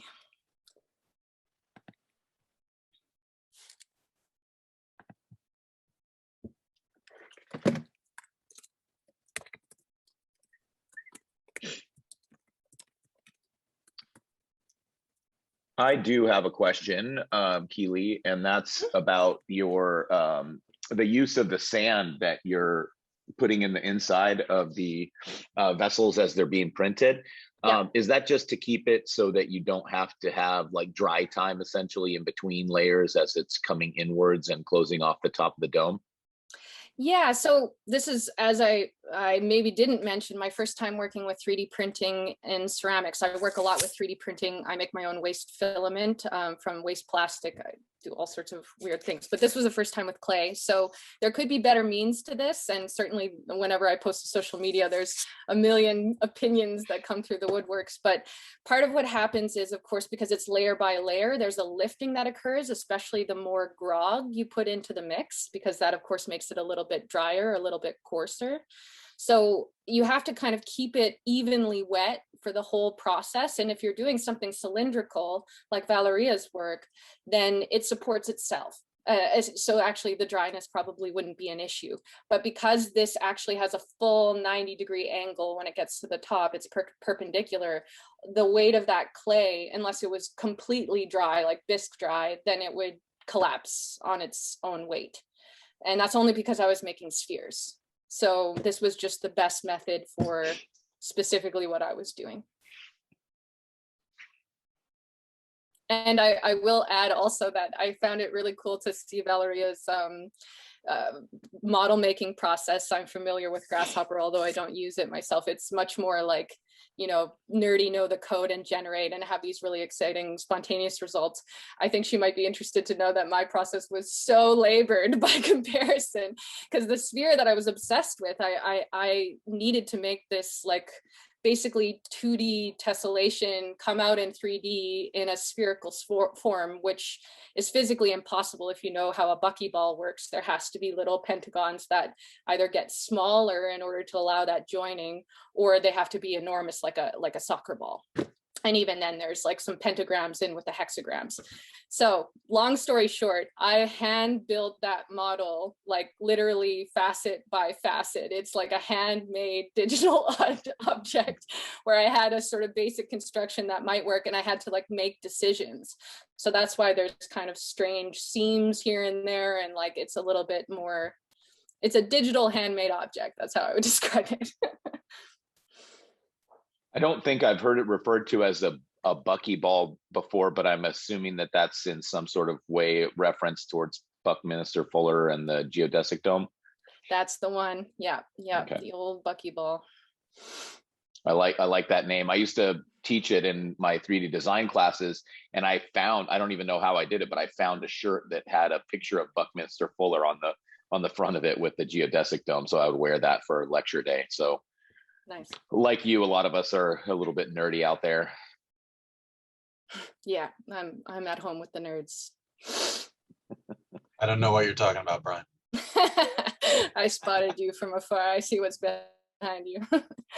I mean, I feel like, recently a lot of the things that we've been speaking about, and a lot of things I've been thinking about too, going into a new studio where I'm now teaching, is this idea of crushing old stoneware or bisque fired pots and things of that nature, and then incorporating them into what we do so they don't end up somewhere.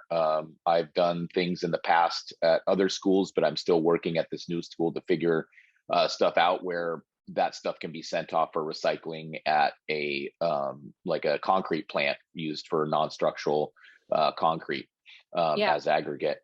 But then you're looking at a little bit of a carbon footprint getting it there, unless it's a very local entity that's willing to accept that material. And that's not even the only problem.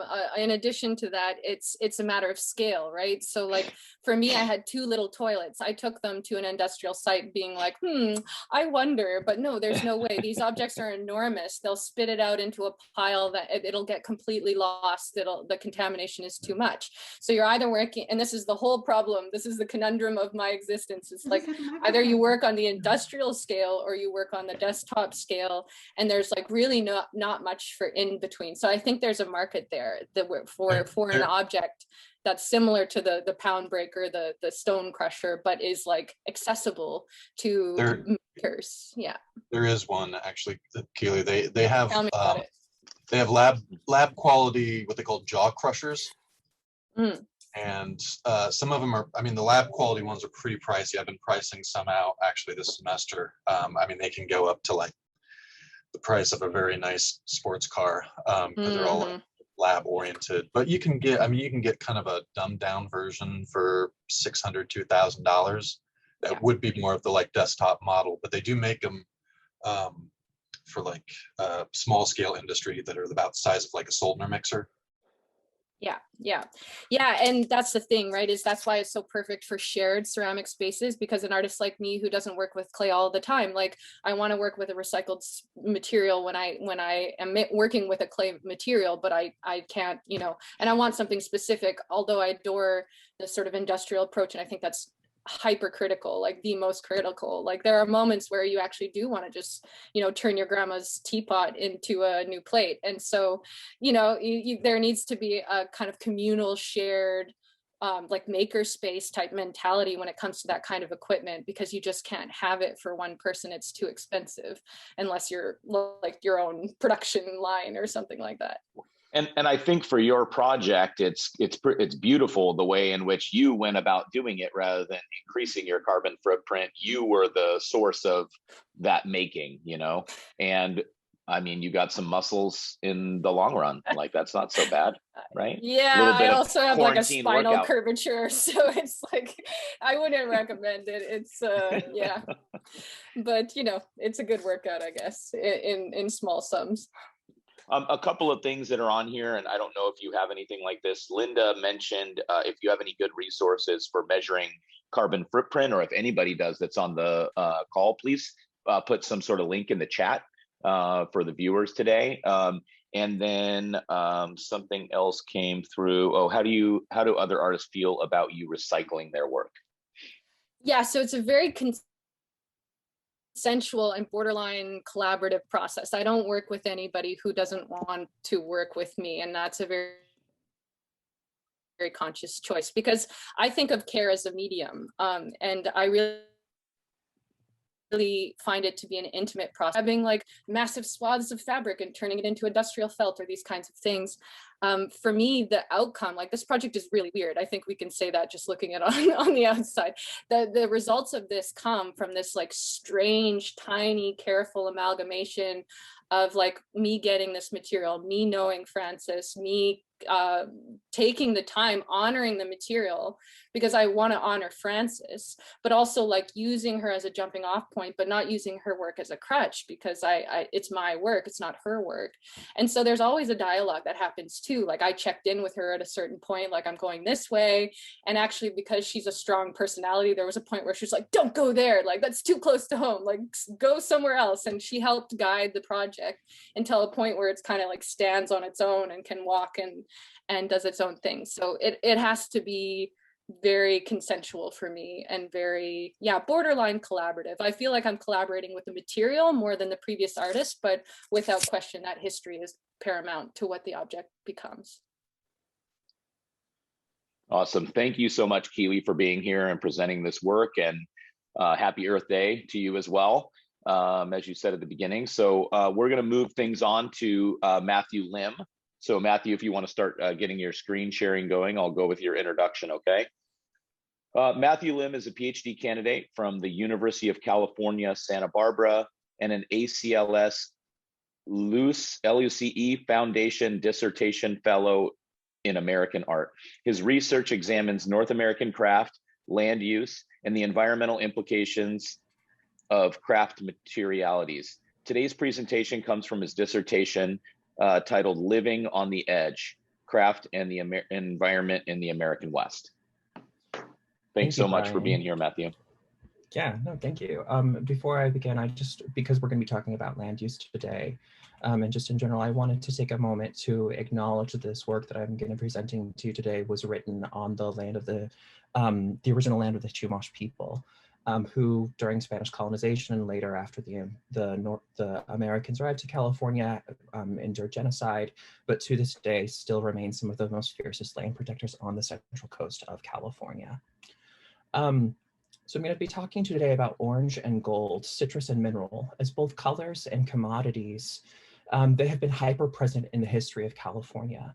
The citrus fruit and minerals are icons of life in the Golden State and emblematic of two of the most important industries, agriculture and mining.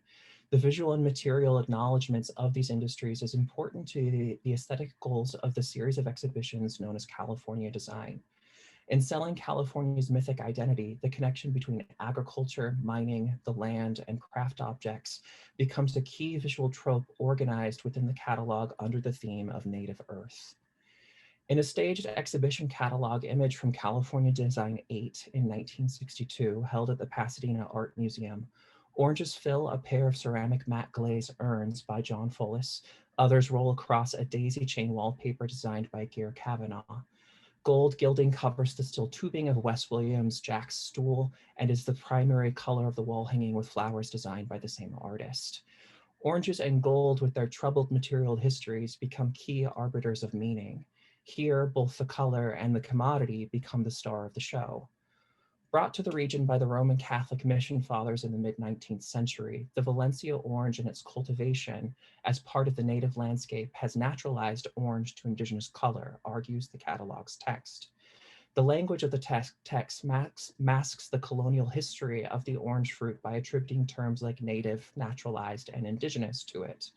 In a related vein, the celebration of the beauty of gold, such as Williams's stool, centralizes the material in California life since the days of early prospectors. Both of the language choices in the text emphasizes the settler history of California's past and erases the often violent encounters Native Americans experienced during the clashes with white settlers over oranges, the religious colonization of the state, and gold, the control of the right to the land and its resources. And both invoke that history as a key inspiration for the state's designers.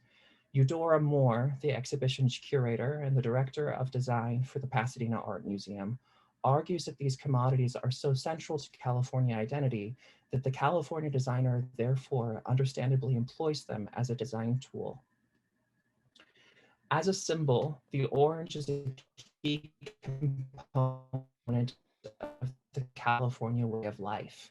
The citrus fruit comes into season during the cold, dreary, and dark months of winter, symbolizing sunshine, the bounty of nature, and the year-round outdoor lifestyle available to Californians. The permeability of indoor-outdoor living that defines the domestic sphere in the Golden State provided fruitful ground for craftspeople and designers to address unique needs. The open landscape, warm and sunny climate encouraged craftspeople and designers to think and make on both an intimate scale for interiors and a large scale for the embellishment of gardens, patios, and outdoor walls. The California mode of living seeks to collapse the space between human and nature, or in the words of the exhibition catalog, to broaden the scope of life in the sky, on the ocean, in the desert, in the gardens, swimming pools, and even trees. These designs and the aspirational mode of living they embody are exported throughout the country, selling the idea of California. By centralizing the citrus and the mineral as both a color and material in the exhibition and invoking them within the history of California's mythic identity of formation, Moore is unwittingly employing the craftsperson and the designer as an arbiter of a settler colonial history and a white supremacist system that has historically privileged profits over people. White supremacy, settler colonialism, and racialized capitalism work in tandem and build social and institutional structures that depend upon and reinforce one another. The museum and systems of art, craft, and design in the United States are structures that have been employed time and again to reinforce and normalize structures of white supremacy, the legitimacy of a settler colonialist agenda, and the dominance of a capitalist system built upon the backs of non-white people. The post-war boom that fueled the West Coast's economic and social rise during the mid-20th century also created the conditions for California's dominance in the American cultural imagination. The dissemination of California design and culture was carried out through popular magazines, film, and television. The famed Case Study House program, begun in 1945 by Arts and Architecture magazine, sponsored prototypes for post-war housing and stirred the American imagination in its ideas for modern living. Equally ambitious, but far lesser known, were the California Design Exhibitions, a series of 13 shows featuring craft, design, and the applied arts held at the Pasadena Art Museum, or PAM, between 1954 and 1976. California Design promoted modern design and handcrafts to middle-class consumers seeking home furnishings. The show produced dialogue between designers, craftspeople, and manufacturers, boosting careers while offering the general public good design available for consumption and promoting a California lifestyle. PAM's California Design Exhibition Series became a key component in the state's design and cultural aspirations.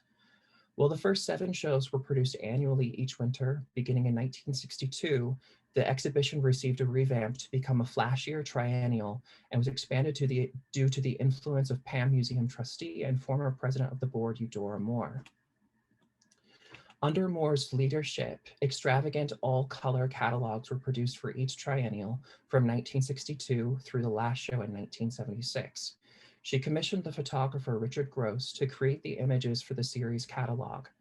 Art historian Jenny Sorkin argues that Gross treated the art objects in the exhibition to a form of portraiture, set against stunning backdrops of ocean, forest, desert landscapes to underscore the connections between exhibits made from natural materials, wood, wool, and clay, and the natural world. Gross's aesthetic presented a fantasy of an abundant California lifestyle through indoor-outdoor living, cutting-edge technology, and craft. The images from California Design largely lack the human figure and centralize the object as the fruit of post-war American life against the California landscape. The back to the land environmentalism Gross purports in his photographs serves as an artistic antidote to social and political calamities of the era through urban riots in the Vietnam War. By focusing on idyllic, fantastical images of handcrafted goods in the diverse topography of the California landscape, Morse and Gross shift the narrative away from politically divisive topics toward the seemingly banal subject of the land.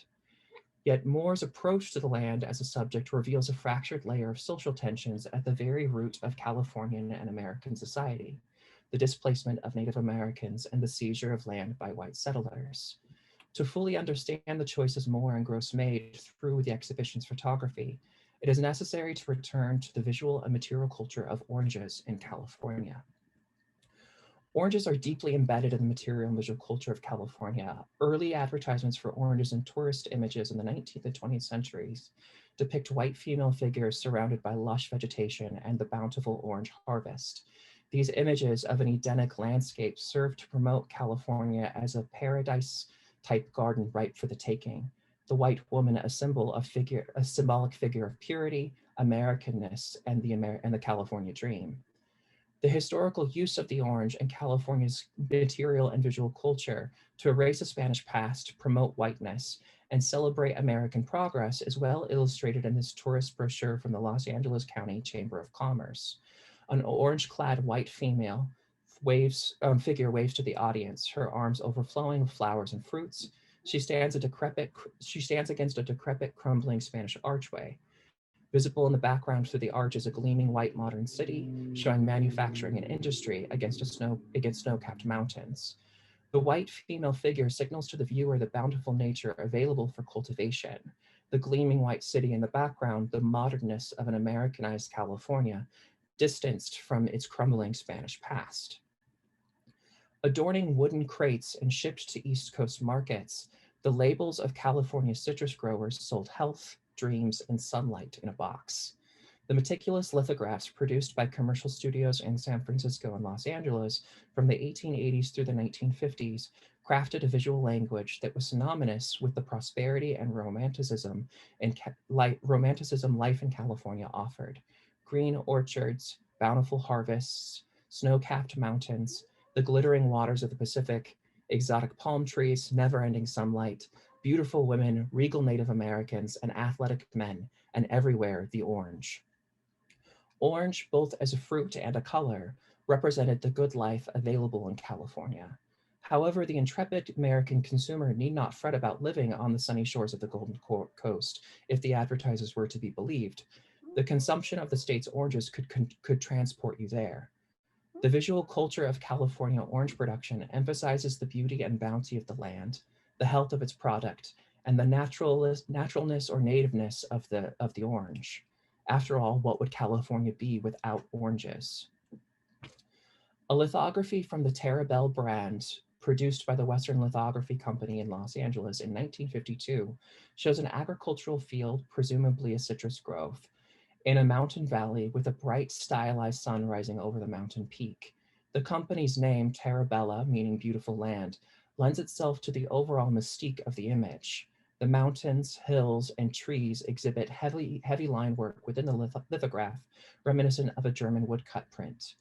The bright, brilliant colors of the sunrise, dotted with streaks of color to create a sense of movement of rays of light, evoke a sense of the psychedelic prints that will dominate the visual culture of the state's music industry a decade later. In the foreground of the composition sits the plastic-wrapped orange, ever present in these advertisements. Though not employed directly in this lithograph, oranges are used throughout this visual language as a stand-in for the sun, evoking ideas of light and warmth. Indeed, the orange depicted in the Terabella brand lithograph, like many, was sold through the Sun-Kissed Company, the name suggesting light and intimacy. The wooden crates that sold California oranges around the United States were vessels shilling out the good life, health, and prosperity. The manufacturers went to great lengths to promote a connection between the orange and California's land, but additionally to time. Despite being a product of colonialism and the spread of Catholicism in California, within these lithographs, the orange is present as having always existed in California and as a key aspect of California identity. Like the California Design Exhibition, citrus growers were fond of emphasizing the nativeness of the orange. Like many other popular advertising campaigns in the United States, the bodies of Native Americans were employed in the advertisement of California citrus. This lithograph of the Squaw brand, packaged by the Pat and Lead Company in Rialto, California, adorned wooden crates from 1890 through 1906. Produced by the Los Angeles Lithography Company, the image centers on a female Native American, her gaze fixed on the viewer, in one hand a single orange proffered out, the other cradling a Native American basket, overflowing with the oranges against her hip. The image is reminiscent of scenes of trading and economic exchange. Here, a female figure brings the fruits of her or her community's labor, which has been boxed and sent to American markets. The connection between the orange fruit, her body, and the native vessel overflowing with citrus creates a picture of outside of the contemporary moment and connects the fruits to the Native American and thus time before white settler colonists. This image lends the orange cultural legitimacy as being native to California and its associated iconography. However, the image and other depictions of native peoples in citrus advertisements feature many inaccuracies. The dress, dwellings, and cultural objects shown throughout the lithographs feature native peoples who would have been from the Great Plains region and connote merely the idea of the native rather than any adherence to truth or historical accuracy.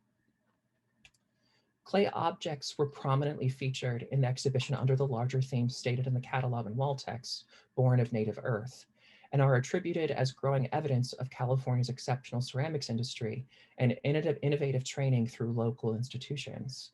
The catalog states, from the days of the earliest Spanish settlers to the present time, California's earth has provided the material for settlers, containers, and decorative objects. Any historical record of the Chumash, Tongva, or other indigenous groups of Southern California using clay are removed, yet the writers chose to emphasize the native quality of the material used by California artisans. In doing so, the ceramic object produced is more directly tied to the earth through its material and sense of place. There is a legitimacy implied in an object being native, as if it were somehow more real or natural because of its origin. Within the California Design Exhibition series, the objects colonize the landscape. Set against backdrops of sequoias, arid deserts, and craggy beaches like pots, weavings, and chairs, objects clearly made with human hands, yet the images are absent of humans.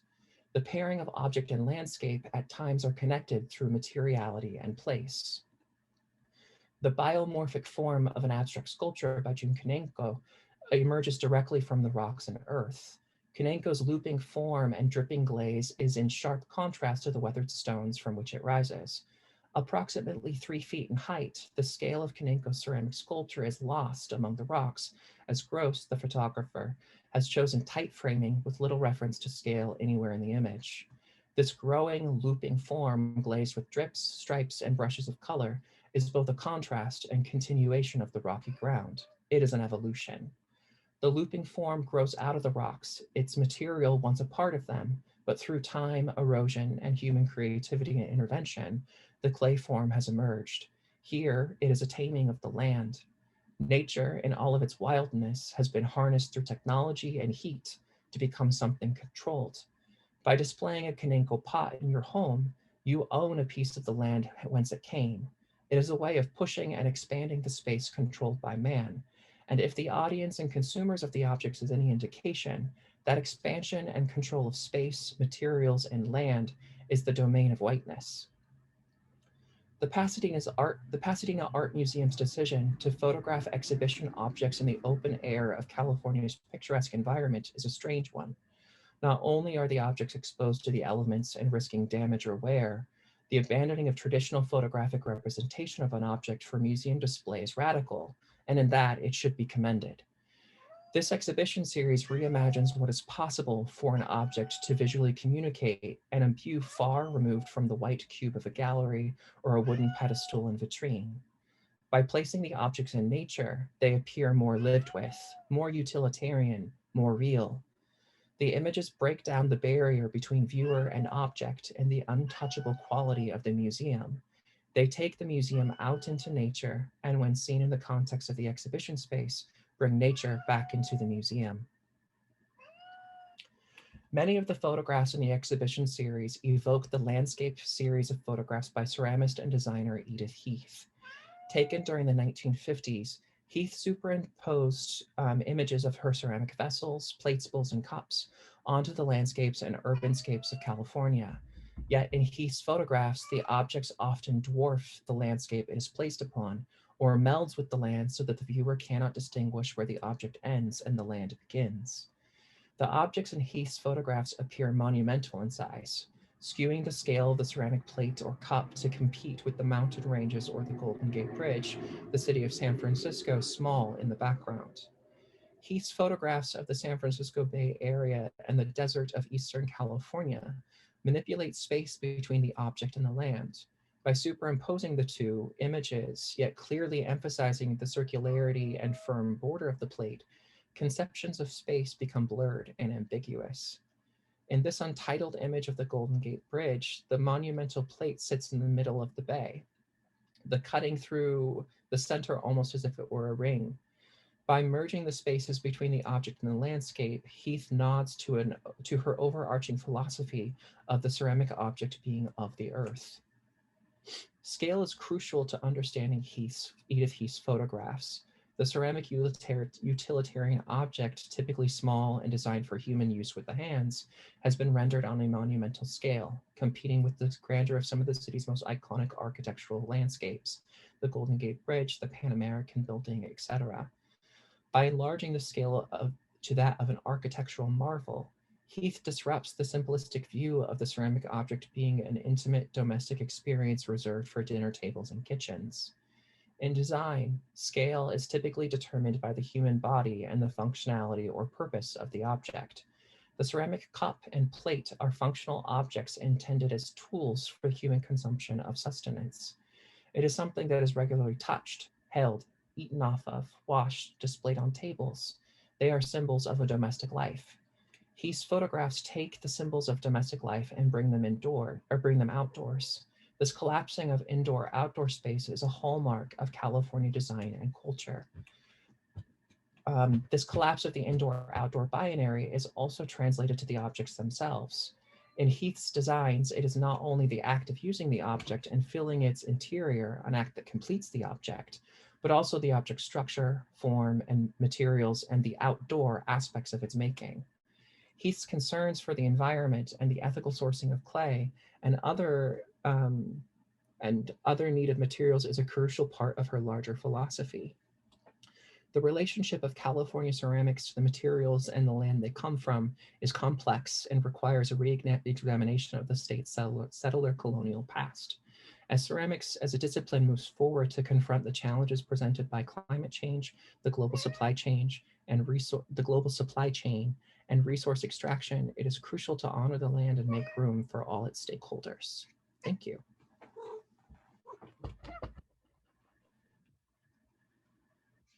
Wow, great things to think about, Matthew.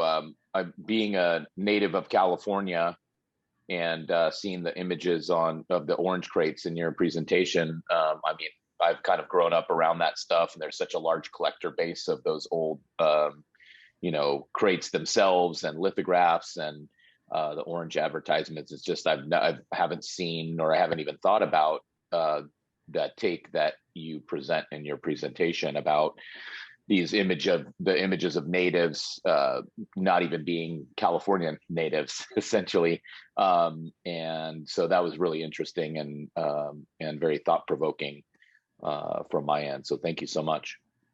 Yeah, thank you. And so we can open it up for questions as well. We've got a little bit more time. So if anybody has any direct questions for Matthew about his research, please, raise your digital hand.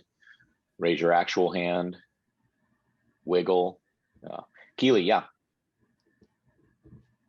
I'm gonna unmute myself. There we are. Thank you for that presentation. I'm wondering how this research on this very specific exhibition compares to if you've done or currently do any research on contemporary art by ceramics artists in California, particularly of indigenous heritage. I'm wondering if there's sort of like a then and now, because I have peers for whom relating to that indigenous history is such an important part of their work, and also like kind of embracing the sense of like self as land via like Ana Mendieta or others, but also like not wanting to either using the trope or rejecting the trope, which it tends to be a little bit of a postmodern notion. But are you staunchly like in critique of this sort of very particular part of history, or are you looking at more contemporary notions of this kind of research? Yeah, thank you for the question. So this is just a small facet of a much larger project the project really goes up until about 2001, 2002. I don't really deal with the last 20 years or so in the project, but I do take on a lot of the kind of relationship to the land, not just in California, but the larger American West through artists involved in the American Indian movement, and most recently, a lot of things that are coming out, especially in the Southwest, with the Institute for Arts of the American Indian in Santa Fe, and students out of there that are really engaging with the land in different ways. And also looking at how contemporary craftspeople, particularly in the 90s, around the anniversary of the 500th anniversary of Columbus's arrival in North America. There's a lot of work by Indigenous folks and white folks and and people of color of all backgrounds who really are interrogating kind of not just the use of materials in different craft objects, but also how are we making work that is about the land, that engages with the land, and through having it in your home or living with it on a daily basis kind of can transport you or can mediate that relationship in different ways. But yeah, this is a very specific honed in on just like a 10-year period from part of a chapter that I'm working on right now. Thank you.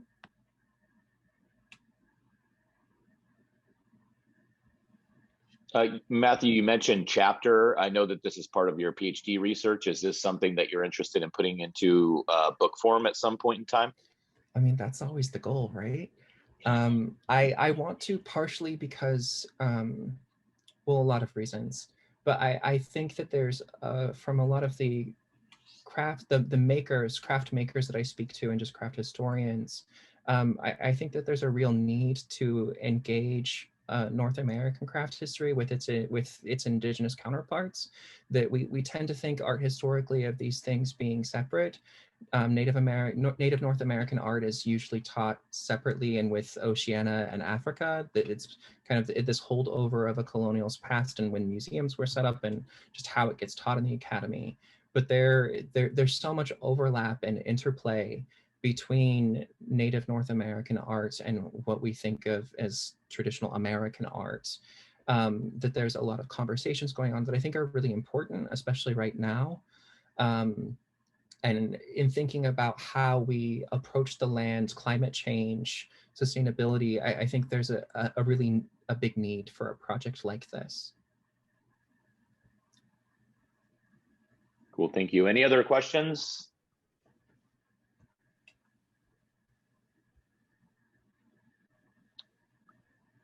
All right, well, I think that concludes our Earth Day celebration here. So thanks to everyone from the Green Task Force for all the hard work that everybody did to help put this day together. And thank you to everybody who came on and kind of viewed this live. And we'll see what we can do about getting this out there so that it can live somewhere on the interwebs and be a part of good dialogue for a long period of time. So thank you to everyone who presented today.